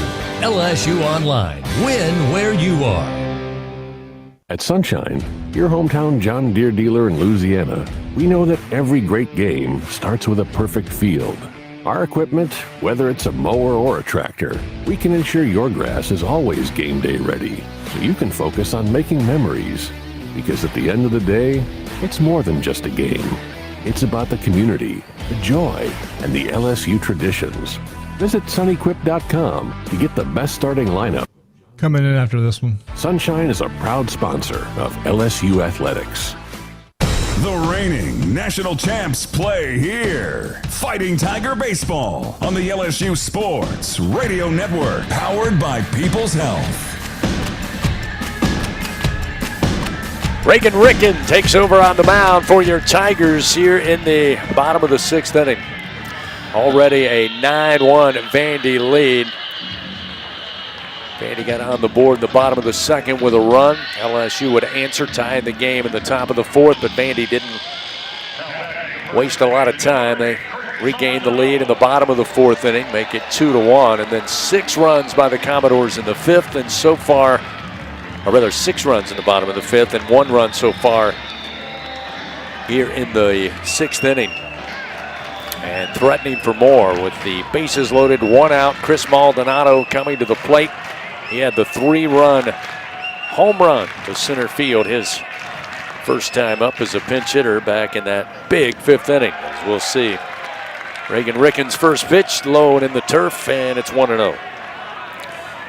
Reagan Ricken, another part of that true freshman pitching class, 6'5" right-hander out of Temecula, California. Again, looks like Angel Campos coming out from behind the plate, shouting instructions to, I believe, Reagan Ricken. Now he's set to go. 1 ball, no strikes to Maldonado. The 1-0 pitch. Missing low for ball 2. Ricken making his 5th appearance of the year.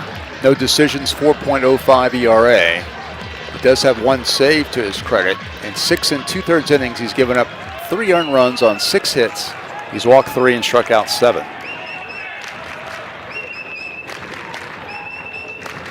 Two-0 delivery. Maldonado swings. Ground ball to the shortstop, Milam, who backhands it. Throw to third to Caraway. The run will score, but they get the 2nd out of the inning. Crossing home plate will be Johnstone. It's now 10-1 Vanderbilt. Again, Maldonado put a drill into that one. Milam's only play was to third. It's a heck of a play just to get to that baseball. Excellent play that time by Milam, going to his right, getting the force at third. Maldonado gets credit for another RBI. He's got 4 tonight. Riker Waite back to the plate. Runners 1st and 2nd now with 2 down. First pitch from Ricken, a called strike on the outside corner, make it 0-1. Tigers have Curiel, York, and Aaron Beatty. Meat of the order presented by 44 Farms coming up in the top of the 7th. Down 10-1 now to Vanderbilt. The 0-1 just missed the outer edge. 1 ball, 1 strike.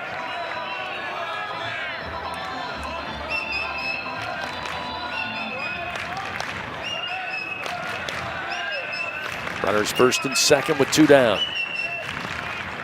Ricken fires, and it's low for ball 2. 2-1 now the count. Ricken making his 2nd appearance in a game this week. He pitched back on Tuesday in the win over Creighton. Pitched an inning, gave up 2 runs on 2 hits with 1 walk, 1 strikeout. 2 balls, 1 strike. Riker Waite at the plate, pitch to the left-hander. Nice breaking ball in for a strike to even it up. Good looking pitch that time from Ricken, make it 2-2.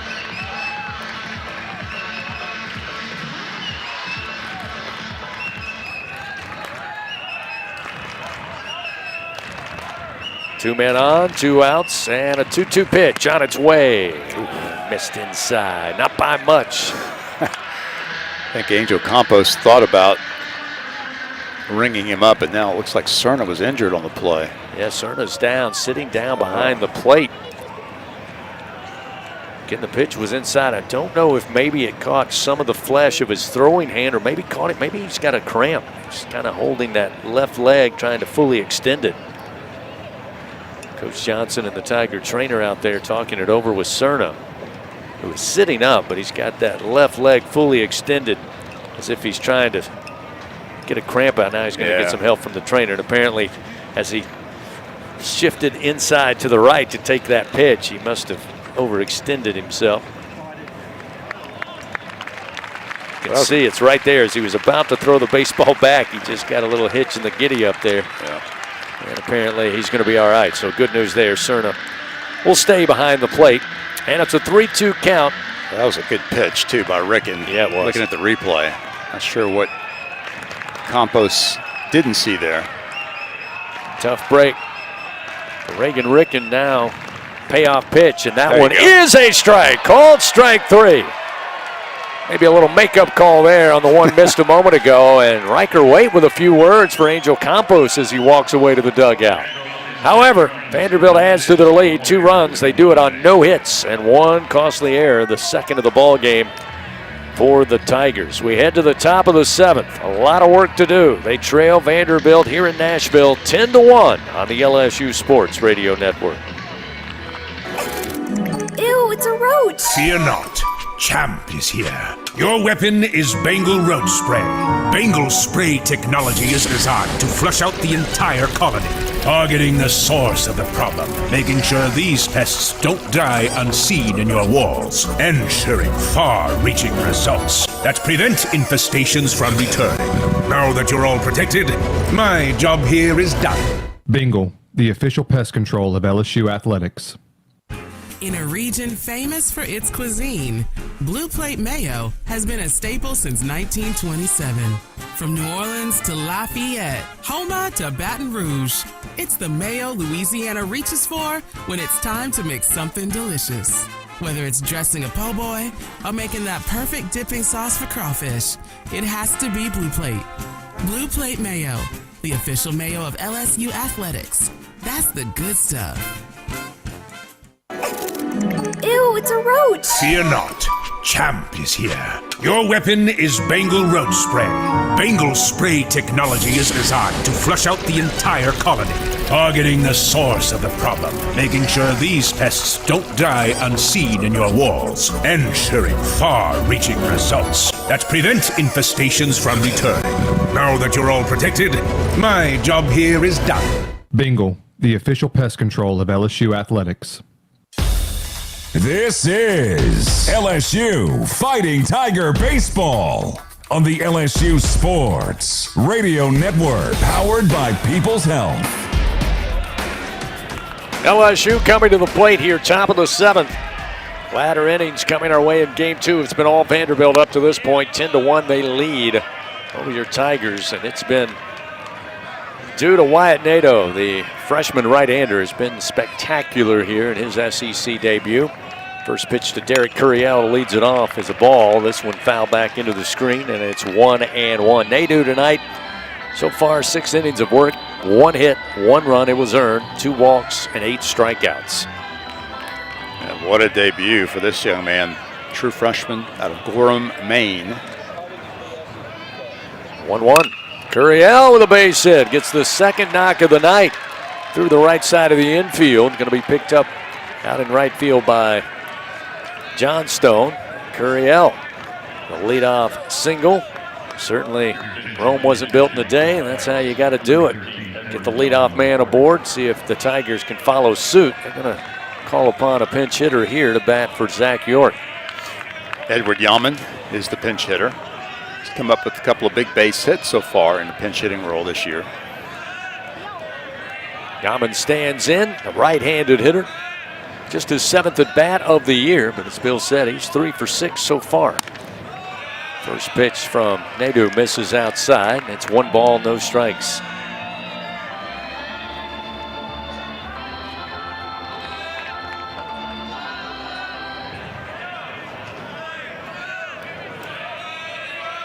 Curiel stretches his lead just a tad off of first, and the pitch to Yaman is a strike at the knees to make it 1-1.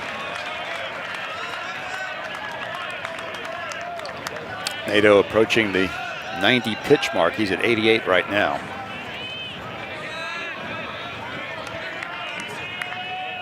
One ball, 1 strike. Pinch hitter Yaman at the plate for the Tigers. Swing and a miss, and it's 1-2.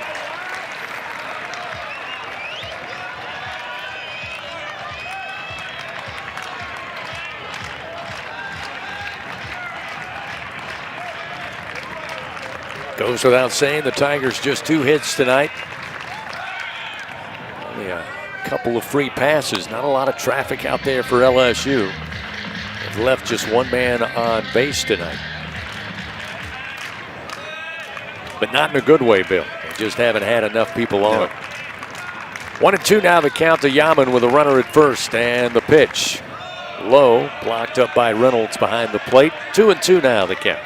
And again, Nadeau threw a perfect first 3 innings, 9 batters up, 9 batters down. But then the top of the 4th, LSU looked like it was going to make some noise against the young freshman.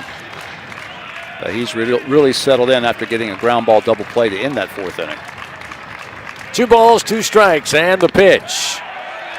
Called strike 3 on the inside corner.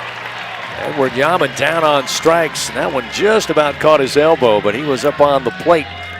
Looked a little surprised on the strike 3 call, but Nadeau now with 9 strikeouts, 1 gone in the top of the 7th. And he has now retired 8 of the last 9 he's faced. See Cade Arrabidi come to the plate. Cade 0 for 2 tonight. First pitch is upstairs, high level for ball 1.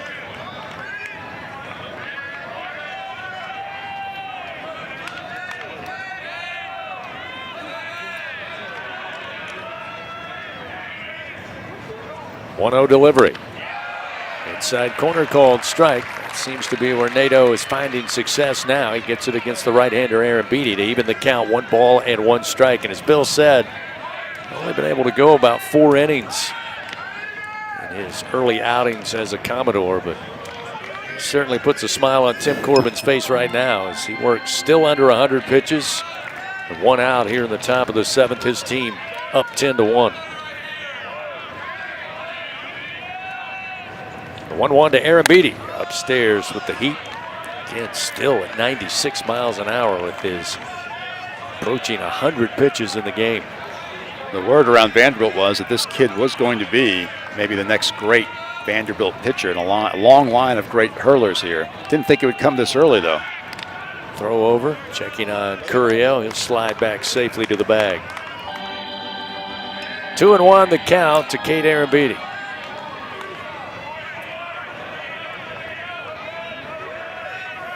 Nadeau comes set, glances over to first, and now the 2-1.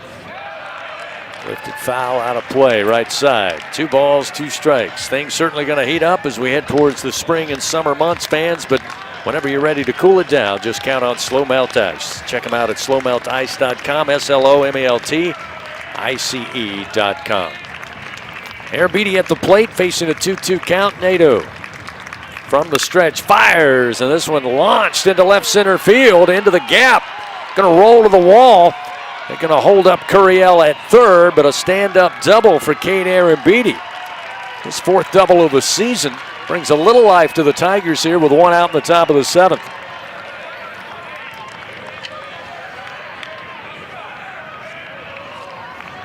Cade Arrabidi continues to have a productive weekend offensively for the Tigers. That's his 3rd hit of the series, the 5th time he has reached base safely this weekend. Looks like another pinch hitter for the Tigers. Mason Braun is going to hit for Seth Dardar. Tyler Baird, a right-hander, up and throwing for the Commodores down in their bullpen as Nadeau approaches the century mark. This will be his 97th pitch. And Mason Braun, the pinch hitter. And it's a strike at the letters. 96 mile an hour on the gun. It's 0-1.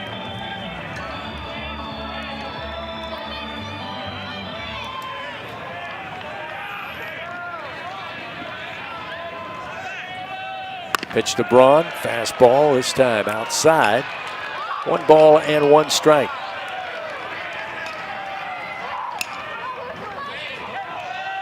Braun last night 0 for 2, did reach base twice on a walk.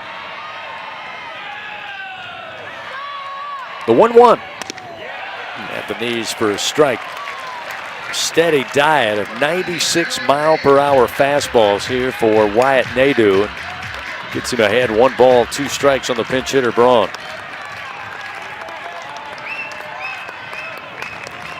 Runner second and third for the Tigers here with 1 out. The 1-2 pitch, swing and a miss. Braun down on strikes, and that's an even 10 Ks for Wyatt Nadeau in his SEC debut. Second out of the inning here in the 7th. We'll see Omar Cerna Jr.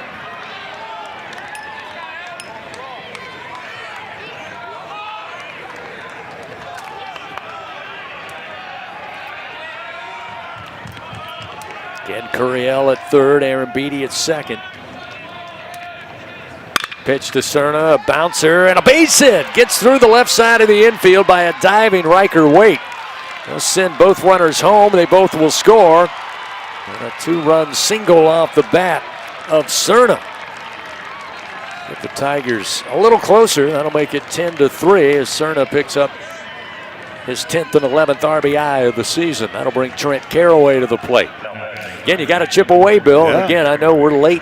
It's top of the 7th inning, but we want to see the Tigers continue to fight here. Now we're going to have timeout.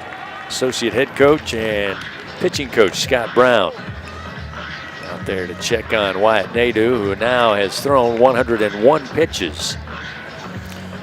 And Omar Cerna continues to have a very productive offensive week. The grand slam, which was instrumental in the win over Creighton on Tuesday night. And now a 2-out, 2 RBI single here in his first SEC game. And they're going to stick with Nadeau for now. See if the Tigers can continue to, as you say, chip away at this big Vanderbilt advantage, which now is 7 runs. So now Caraway digs in after Coach Brown back in the Vandy dugout. Cerna with a lead at first and the pitch at the belt for a strike. Time set him up with an off-speed delivery, and it's 0-1 to Caraway. Caraway a ground out to third in the third and was a strikeout victim to Nadeau back in the 5th. The 0-1. Swing and a miss. Gets him ahead 0-2. Got a feeling Tim Corbin may have in mind to let him finish this one. If he gets the out, that may be all for the night. And what a night it's been for Wyatt Nadeau thus far. 2 outs, runner at first, top of the 7th, and a throw over. Gets Cerna back to the bag.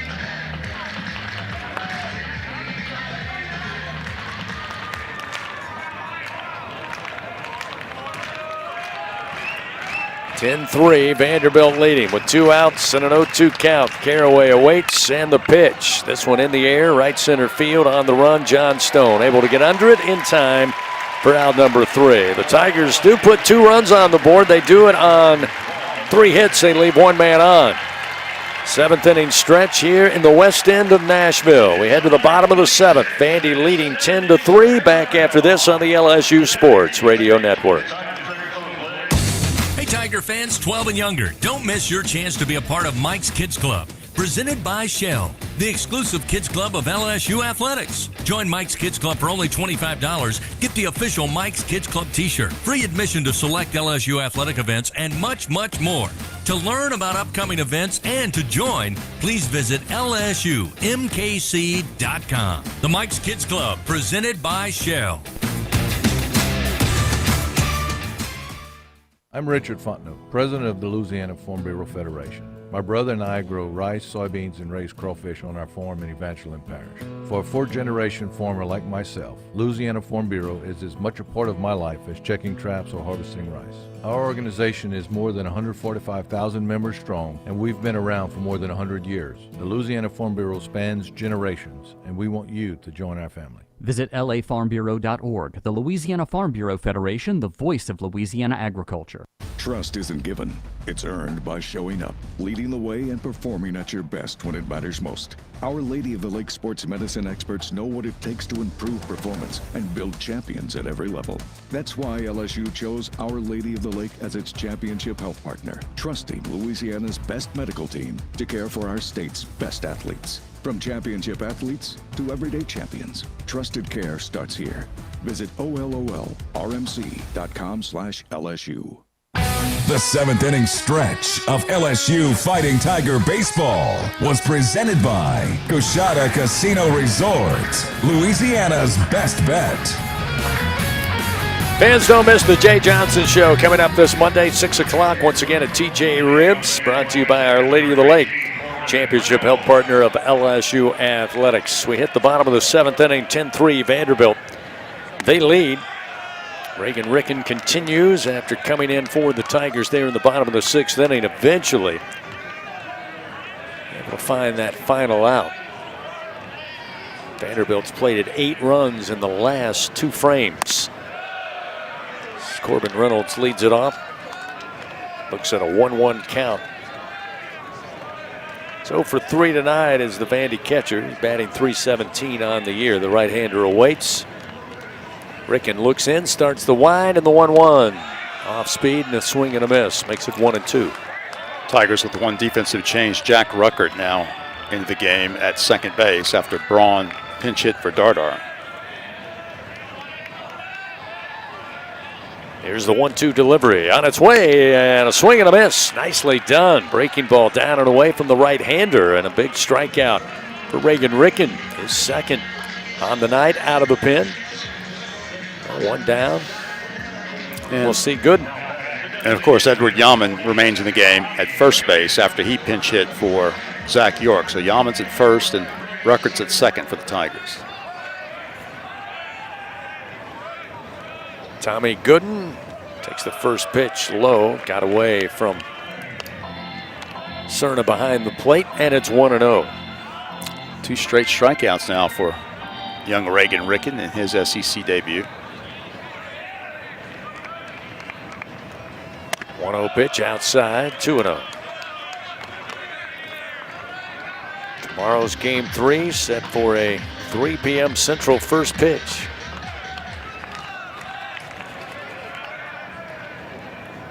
From Ricken inside. Now 3-0 the count.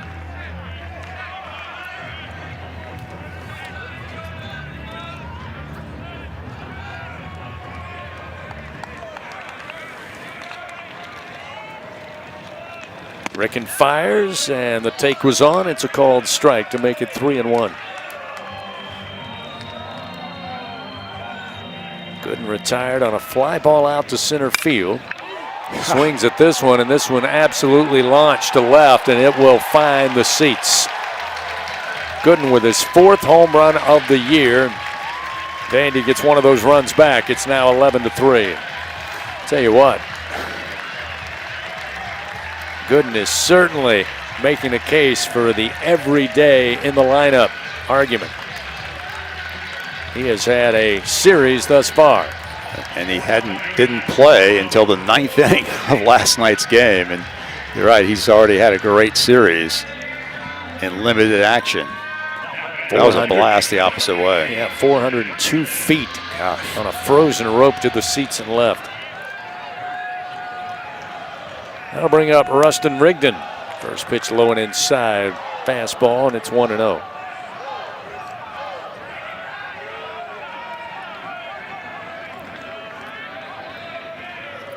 Cerna setting up outside of the left-hander. The pitch inside, and it catches the corner. Make it 1-1. Vanderbilt now with 48 home runs in 20 games this year. 1-1 delivery, off speed but outside, make it 2-1. I think they will eclipse last year's numbers. Yeah, it was 66. 66 in all of last year. And they're 61 games. Yeah, and they're 48 right now. The 2-1. Missed inside again, 3-1 now. The count to Rigdon atop the order, who tonight is 1 for 4. He had a single and scored in the 5th inning. 11-3, Vanderbilt leading. 3-1 pitch, hit high in the air to right field. Brown in right center, went to the track, now comes in several steps with plenty of room and makes the play for the second out of the inning.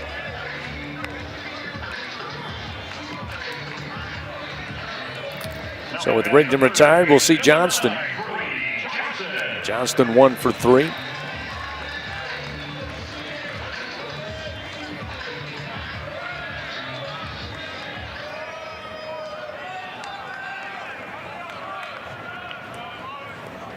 First pitch to Johnston, the right-hander. Inside, missing, ball 1.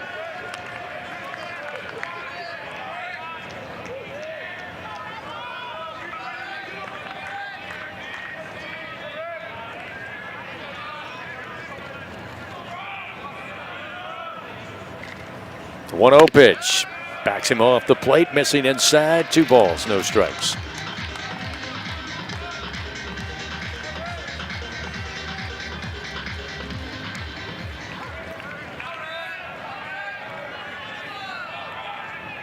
Two outs, nobody on. The 2-0 pitch. Put everything he had into the swing, but he couldn't find the baseball. It's 2-1.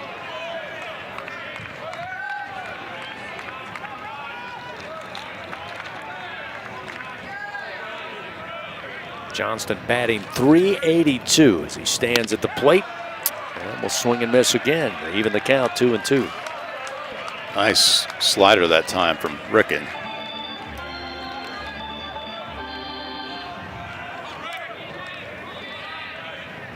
Two outs and the 2-2 pitch. Just got a piece and then maybe caught the helmet or face mask of Cerna, but he's all right. Hops up quickly.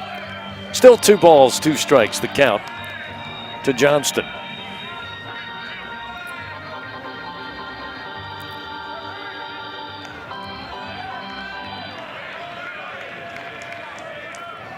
Two-two pitch and another bouncer foul down the third base line. Will keep the count 2 balls and 2 strikes.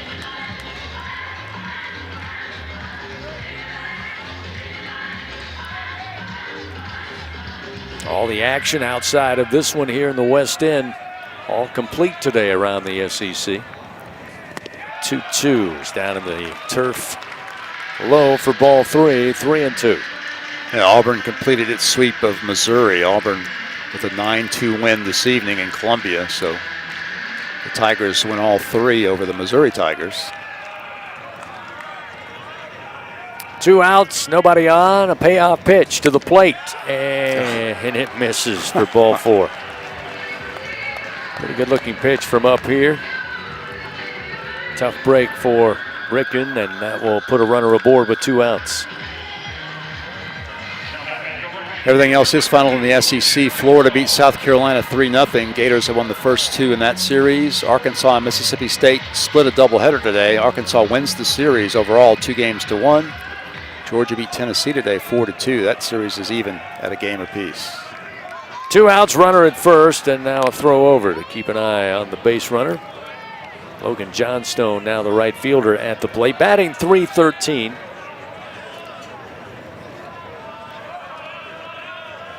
Again, you got to dig pretty deep to find the hitters under 300 on this Vandy team. Here's a wild pitch, rolls all the way to the backstop. That will advance the runner in Johnston down to second base.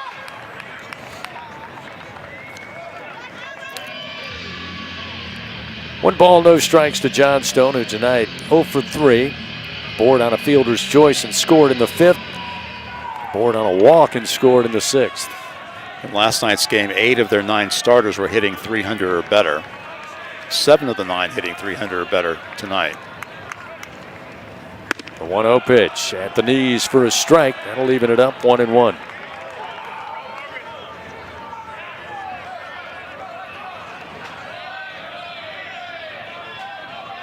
Johnston with the leadoff second. Pitch a breaking ball short of the plate. They appeal down to third. They'll say Johnstone did not go around. 2-1 now the count. Also tonight, Texas A&M defeated Oklahoma 9-5, so that series is even at a game apiece. Texas beat Ole Miss 11-2 to even up that series. 2 outs, runner at second. The 2-1 pitch, low and inside, now 3-1.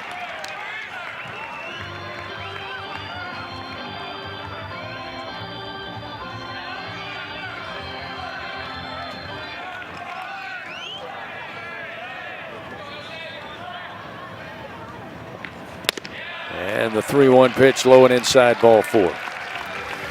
So with 2 outs, another runner aboard for Vanderbilt. First and second now.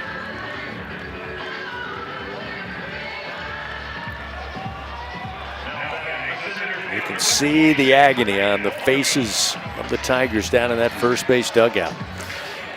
And now again, you have the threat of the game ending here in the 7th inning, as Johnstone at first base would represent a 10-run advantage if he scores. Holcomb at the plate. First pitch, bouncer. Milam deep in the hole at short, will glove it. Throw to Caraway at third for the force out. And the final out here in the bottom of the 7th inning. One more run in. Solo shot from Gooden. Makes it 11-3 Vanderbilt. One run on that one hit. They leave 2 men on. We go to the top of the 8th, 11-3. Tigers come to the plate when we return on the LSU Sports Radio Network. Squeeze every ounce of life out of every day. Memorize every sunset, every face you love, and climb every obstacle until you can't go higher. With Louisiana Blue, you're free to soar because you've got the compassion of the cross, the security of the shield, and the comfort of blue behind you. Live Louisiana. We've got you. Louisiana Blue. Louisiana True. The games are on, the food's delicious, and here you are always part of the team. Welcome to Walk-On Sports Bistro, where every day is game day. Whether it's a post-win celebration, drinks after work, or taking the fam for some made-from-scratch favorites, Walk-On's is your go-to for good times. Craft beer and cocktails, and bold flavors for fans of all ages. From melty mozzarella logs to Hall of Fame-level burgers. Stop by today or order online or in the app. Walk-On Sports Bistro. Game on. Hi, this is Chef Kevin Belton for People's Health. If you have diabetes, heart failure, or cardiovascular disorder, and you have Medicare, ask about a People's Health Chronic Condition Special Needs Plan. It's a Medicare plan designed to help with the unique needs that go along with these chronic conditions. Call People's Health today. Your benefits could start as early as next month. Plans are insured through United Healthcare Insurance Company or one of its affiliated companies, a Medicare Advantage organization with a Medicare contract. Enrollment in the plan depends on the plan's contract renewal with Medicare. The reigning national champs play here. Fighting Tiger Baseball on the LSU Sports Radio Network, powered by People's Health.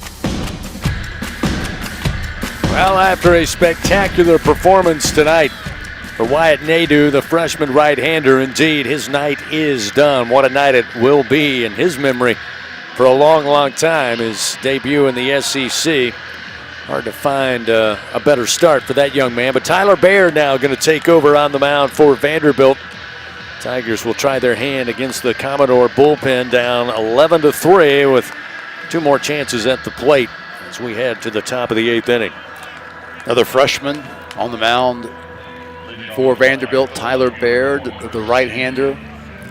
6'4", 192 pounds, out of Huntersville, North Carolina. So Stanfield will lead it off at the bottom of the order for the Tigers.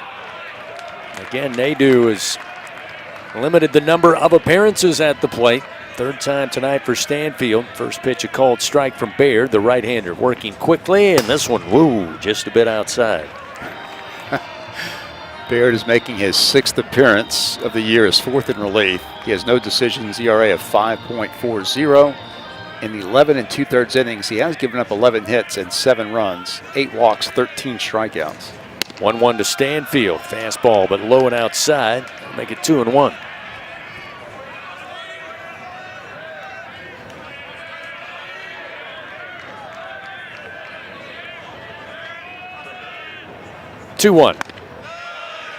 Missed inside. Good take that time by Stanfield, just off the inner portion of the plate. That'll make it 3-1.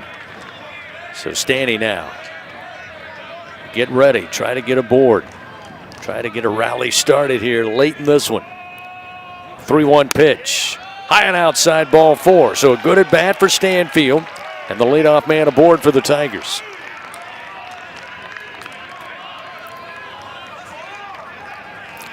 Final line on Wyatt Nadeau.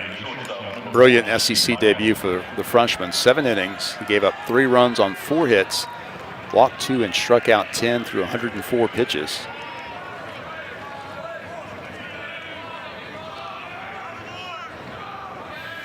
Stephen Milam atop the order. First delivery from Baird, a called strike. Delivers a fastball at 94. Milam, as Bill mentioned earlier, broke up what was a great start for Nadeau with a leadoff double in the 4th inning. Came around to score. Baird, the right-hander. The 0-1. Missed away.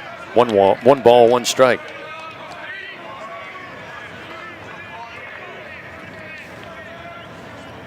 Milam now with 4 hits in this series, 3 singles last night and a double here this evening.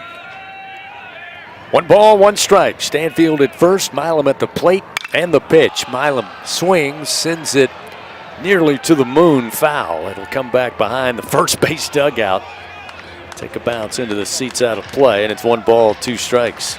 I'd like to have the hang time on that one.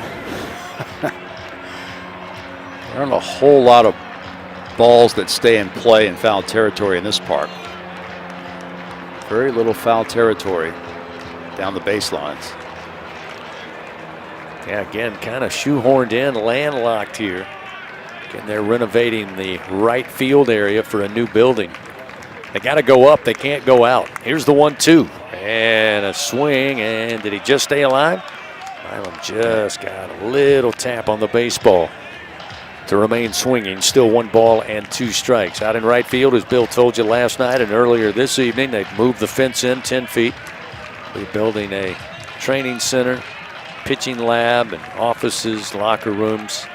But that's about all they can add here. You got the football stadium right next to you on the left. You got Memorial Gymnasium beyond the left field wall. And then the rest of campus begins to the right of us. That one missing to Milam. It's 2-2. I should have asked them yesterday, how many stories? That's not a very big footprint out there in right field. It's got to be, as I said, going up, not out. 2-2 the count to Milam with a runner at first, nobody out. Pitch from Baird is hit hard but foul down the first base line. A lot of excitement around Vanderbilt athletics right now. Football team has had some unprecedented success under Clark Lee. The basketball team, the men's side, is in the SEC Tournament Championship game tomorrow against Arkansas. And their women's team was honored prior to tonight's game here at the baseball game. Their women's team will be hosting first and second rounds of the NCAA tournament. Runner at first, nobody out. Milam hanging tough. Here's the 2-2 and a swing and a miss. The breaking ball in on the left-hander. And Baird will win that battle, 1 away.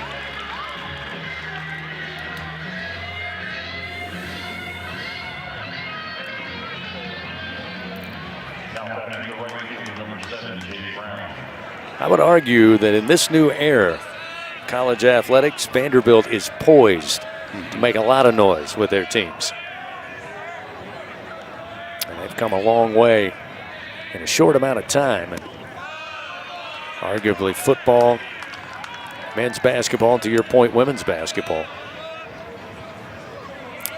And for years, baseball was the one sport that Vanderbilt could really stick its chest out about, but now these other sports have also risen. 1 ball, no strikes to Jake Brown, who's at the plate. This pitch inside pops out of the mitt. Well, the catcher Reynolds, but not far enough for Stanfield to advance. He'll stay down at first. Again, 1 out. Stanfield aboard, leading things off with a walk. Milam struck out moments ago. Now Brown back to the plate. Tonight, Jake 0 for 2. Did get aboard on a walk in the 4th inning. And now we have time called by our first base umpire, Clint Fagan. And he's communicating to Jeff Wright, our second base umpire. And I'm not sure who that message was meant for. He was looking across the diamond to the Vanderbilt dugout, but we just have to guess. Brown ready to go, and the 2-0 pitch. That one is a strike at the knees. Jake couldn't quite fully commit to pulling the trigger. It's 2-1.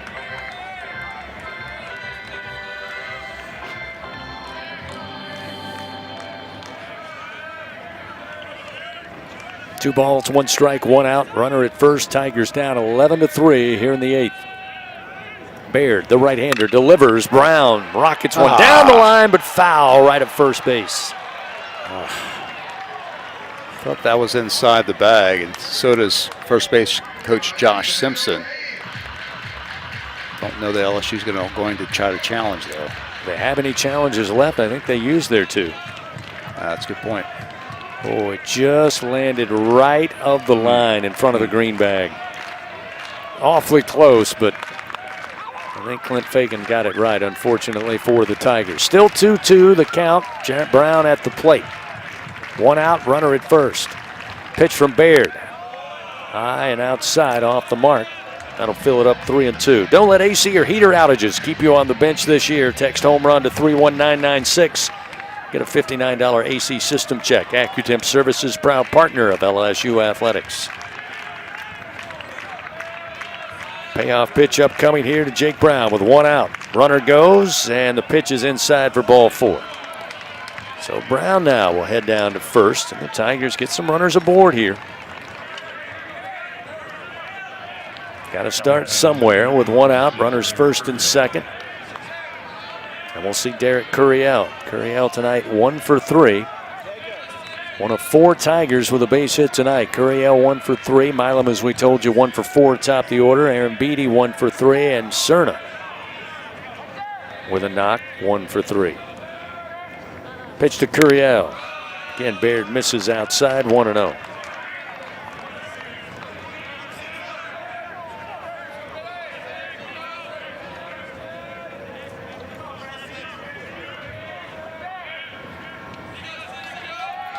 Stanfield dancing down at second. Now the pitch to the plate outside. Curiel not interested in that one. 2-0.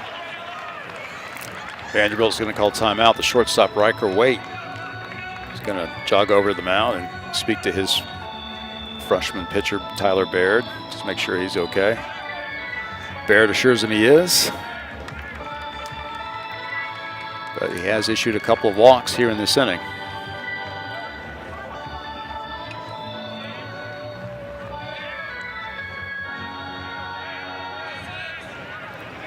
Stanfield at second. Brown at first. Lots of speed. Curiel can find something with a bat, maybe hit the alleys. That pitch a strike, make it 2-1. Baird with a 95-mile-an-hour fastball.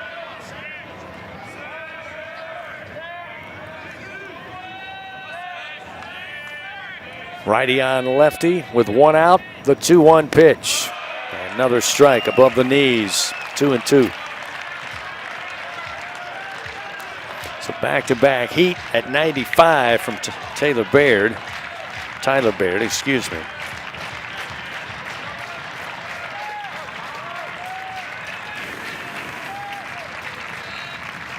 Here's the 2-2 to the plate. Curiel swings, puts it in the air, right center field. Johnstone coming over, making the call, and the door right fielder has it. Runners will stay put with the 2nd out. They remain at first and second. Here in the top of the 8th inning.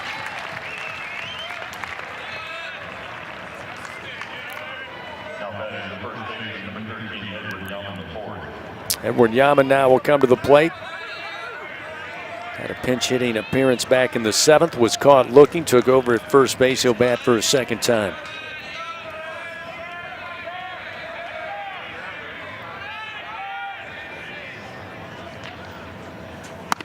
Pitch from Baird outside, ball 1.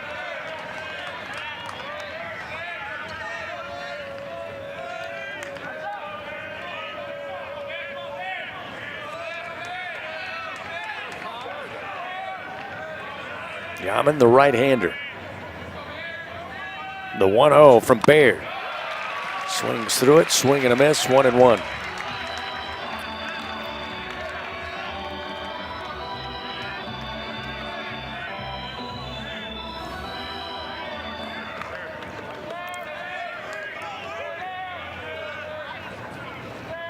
One ball, 1 strike, and the pitch to Yaman. High chop towards second base. Waiting on it is Rigdon, and he's right there on the bag. He gloves it for the 3rd out. And the Tigers are done here in the top of the 8th. No runs, no hits. They leave 2 men on. It's 11-3, Vanderbilt leading. We go to the bottom of the 8th on the LSU Sports Radio Network. In Baton Rouge, locals don't just love their home. They love sharing it. Discover a city where culture is abundant, hospitality comes naturally, and the best spots are never kept secret. With the vibrancy of a big city and the ease of a weekend getaway, Baton Rouge invites you to slow down, savor, or soak it all in. Find your pace at visitbatonrouge.com. Zach Bryan with Heaven on Tour. Poison myself again, some Saturday, March 28th, Tiger Stadium. With special guests, Camp and J.R. Carroll. Tickets are on sale now at ZachBryan.com. Don't miss Zach Bryan live. And here's Heather with the weather. Well, it's beautiful out there, sunny and 75, almost a little chilly in the shade. Now, let's get a read on the inside of your car. It is hot. You've only been parked a short time and it's already 99 degrees in there. Let's not leave children in the back seat while running errands. It only takes a few minutes for their body temperatures to rise, and that could be fatal. Cars get hot, fast, and can be deadly. Never leave a child in a car. A message from NHTSA and the Ad Council. Home of the reigning champion LSU Fighting Tigers. This is the LSU Sports Radio Network, powered by People's Health. Not much to sing about here in Music City thus far. 11-3 Vanderbilt leading here in Game 2 on Saturday night. Go to the bottom of the 8th inning. Commodores come to the plate. And as Bill told you earlier, the Tigers, a couple of things on their mind here in the latter innings, trying to avoid being run ruled. That's number one. Number two, trying to mount a late inning rally. They'll have one more opportunity should they make quick work of the Commodores here in the bottom of the 8th inning. Marcos Paz will take over on the mound, his 5th appearance of the year. He'll face Mancini, Maldonado, and Waite, due up 5, 6, and 7 in the Vanderbilt order. Third straight freshman right-hander making his SEC debut tonight. First it was Zion Theophilus, then Reagan Rickett, now Marcos Paz. Hard-throwing right-hander out of the Dallas area. Mancini, the left-hander, 1 for 3 tonight. Waits on the first delivery, and it's there for a strike from Paz, and it starts him off 0-1. In fact, you look down this roster, the lineup tonight for the Commodores. 3 so far without at least one hit. The 0-1 gets loose from Paz. That time Cerna was set up outside to the left-hander. That pitch was right above the shoe tops, all the way to the backstop it goes. Evens the count, 1 ball and 1 strike. Reagan Rickett goes an inning and 2/3. He gives up 1 run on 1 hit. He walked 2 and struck out 2. Fouled back off the bat of Mancini, and it's 1-2. Zion Theophilus went 1 inning. Did not allow a hit, but was charged with 2 runs. He walked 3 and struck out 1. LSU down 11-3. Paz, a pretty good delivery. Ruled ball too. Breaking balls now 2-2 now to Mancini. Paz is making his 5th appearance of this season. He's 0-1 on the year. He's worked 5 2/3 innings. 2-2 pitch, swing, and just got a piece. Nope, they say it was a swing and a miss. So down on strikes goes Mancini, so a great start for Paz. He gets the strikeout, 1 away here in the bottom of the 8th inning. Vanderbilt trying to get back into that top 25, making a good case for it this weekend, at least up to this point. Paz now with 10 strikeouts and 6 total innings of work this year. Infield will shift to the left as Chris Maldonado, right-handed hitter, steps in. First pitch down in the turf, gets away from Cerna, and it's 1-0. Again, don't let AC or heater outages keep you on the bench this year. Text home run to 31996. You'll get a $59 AC system check. Get that done before the brutal summer months. AccuTemp Services, proud partner of LSU Athletics. Paz delivers a 1-0 pitch for a strike, evens the count.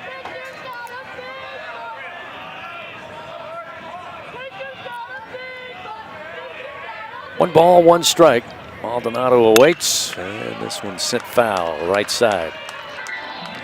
95-mile-an-hour fastball from Paz, and it gets him ahead 1-2. Marcos is 6'2", 228 pounds. Highly recruited pitcher out of Carrollton, Texas. With 1 out, here's the 1-2, Nice. And a swing and a miss. And Paz, a couple of strikeouts to start out his appearance tonight. 2 gone in the bottom of the 8th. That'll bring Riker Waite. Shortstop for the Commodores, 0 for 3 tonight in the 7-hole. Again, a reminder, tomorrow's Game 3. Scheduled for a 3 o'clock Central first pitch. Delivery to Waite, misses upstairs, 1-0.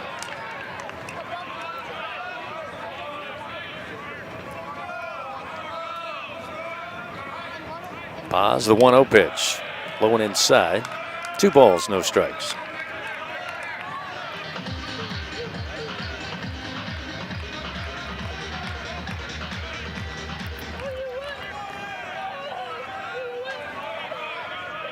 Paz winds and the 2-0. Look out. Little chin music backs him up off the plate. Paz falls behind in the count. 3 balls, no strikes.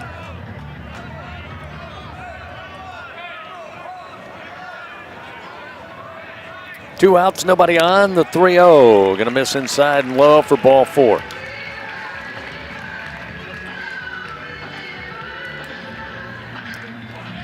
Ten walks, 1 hit by pitch, 11 free passes tonight. The Tiger pitching staff. 12 last night. Difference was in that close game, 13-12, Vandy winning. Vandy also gave up 12 free passes. Not the case tonight. Corbin Reynolds to the plate with a runner on and 2 down. Paz fires way outside, blocked up by Cerna, sliding to his right, and it's 1-0. Cerna has done a very nice job in blocking balls tonight. You can see how much he's improved defensively from when he first arrived here in the fall. And he's only going to continue to get better. Here's the 1-0 pitch. Swing and a miss. That fastball in on the hands, got by Reynolds. It's 1-1.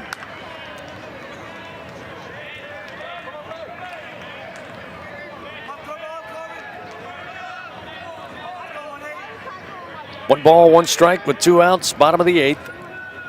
Paz fires that one right above the knees, across the heart of the plate. It's Marcos ahead, 1-2.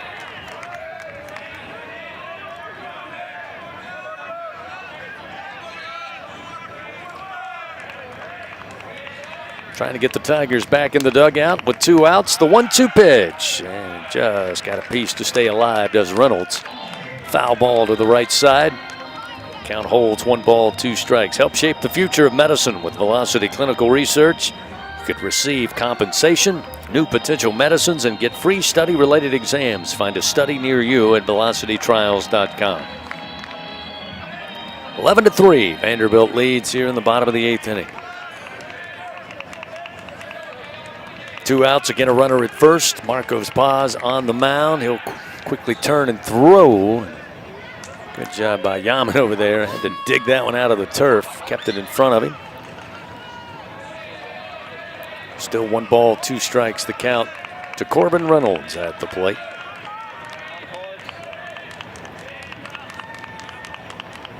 Again, Paz will turn and throw to first. This time it gets away from Yaman. Not very far. He'll track it down into foul territory. Waite will stay put at first base.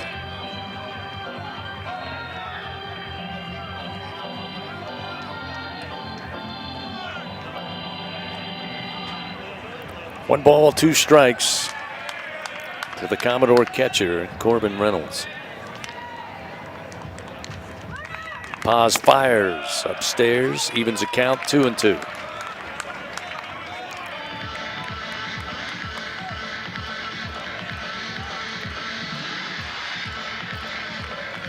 A lot of the Vanderbilt faithful already leaving the building, satisfied with an 11-3 score. Here's the 2-2 and a swing and a miss.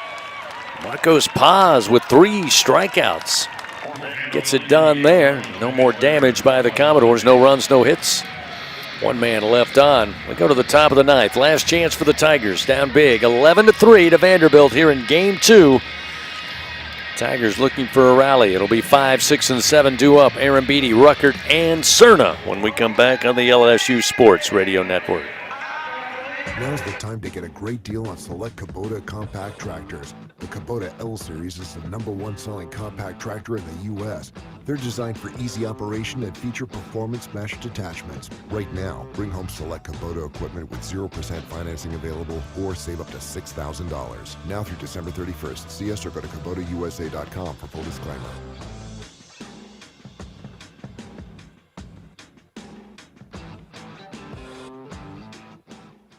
I'm Louisiana Attorney General Liz Murrill.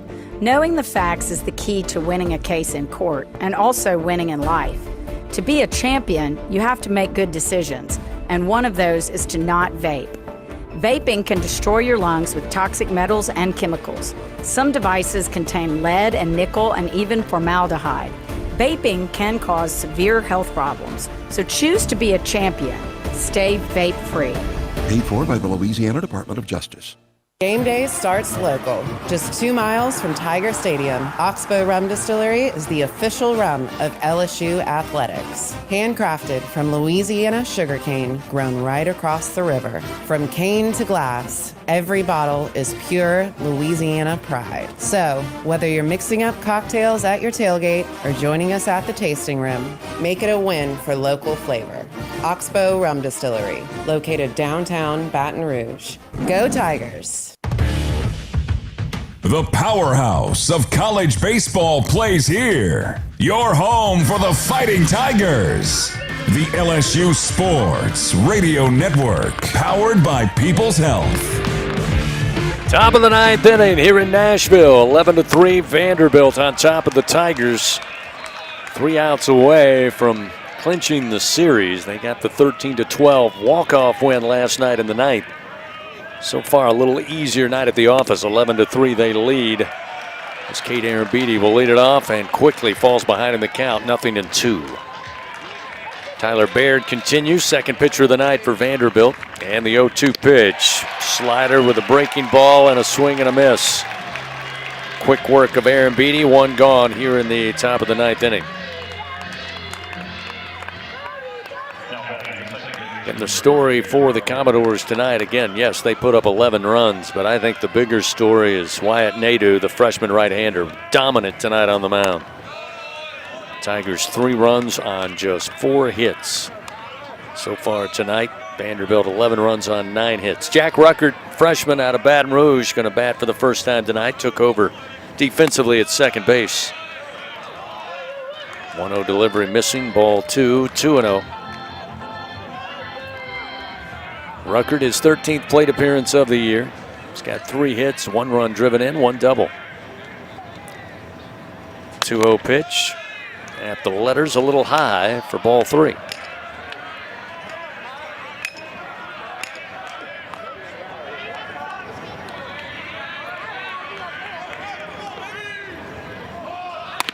This delivery showing bunt, pulling it back, but a strike at the letters makes it 3-1.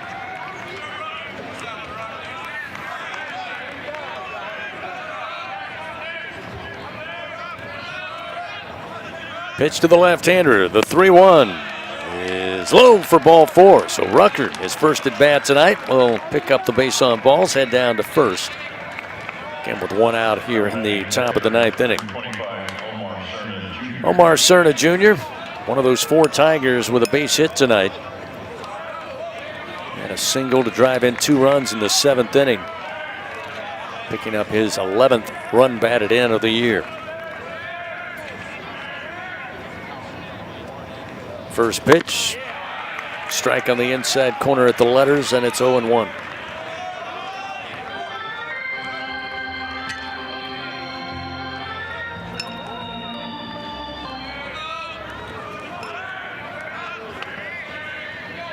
Baird, the wide, the 0-1. Ground ball, but left of third base foul. Now 0-2.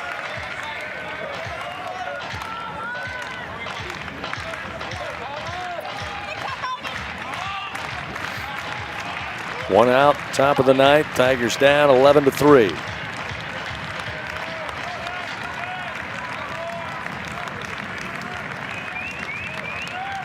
The Looking for a little daylight of hope here with one out and a runner at first. The 0-2, a swing and a miss. And Tyler Baird going to record his third punch out of the bullpen. Now 2 gone here in the top of the ninth.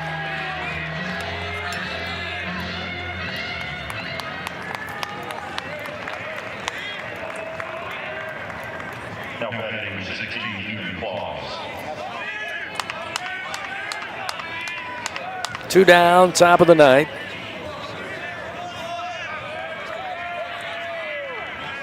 Bring a pinch hitter in here for the Tigers in place of Caraway, the third baseman.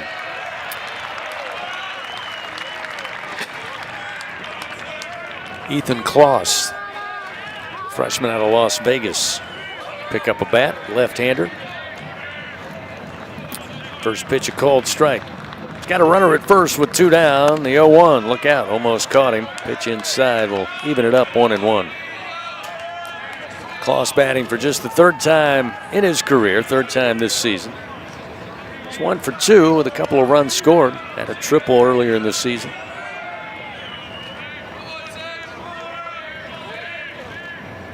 The 1-1 to Kloss.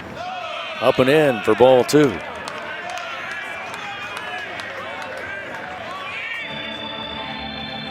Again tomorrow, game 3. 3 o'clock, airtime will come your way at 2:30 with the Hub International On Deck show. Barring a miracle here with 2 outs in the top of the ninth. LSU going to come back to the park tomorrow, try to salvage a win. Here's the 2-1.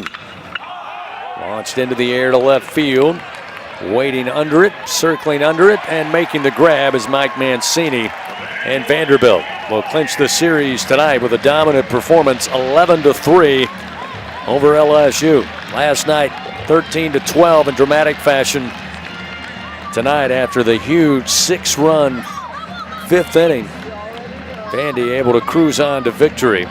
Pick up their 13th win of the year, move to 13-7. More importantly, 2-0 in SEC play. The Tigers fall to 13-7. They are 0-2 in SEC play. Final tonight from the West End.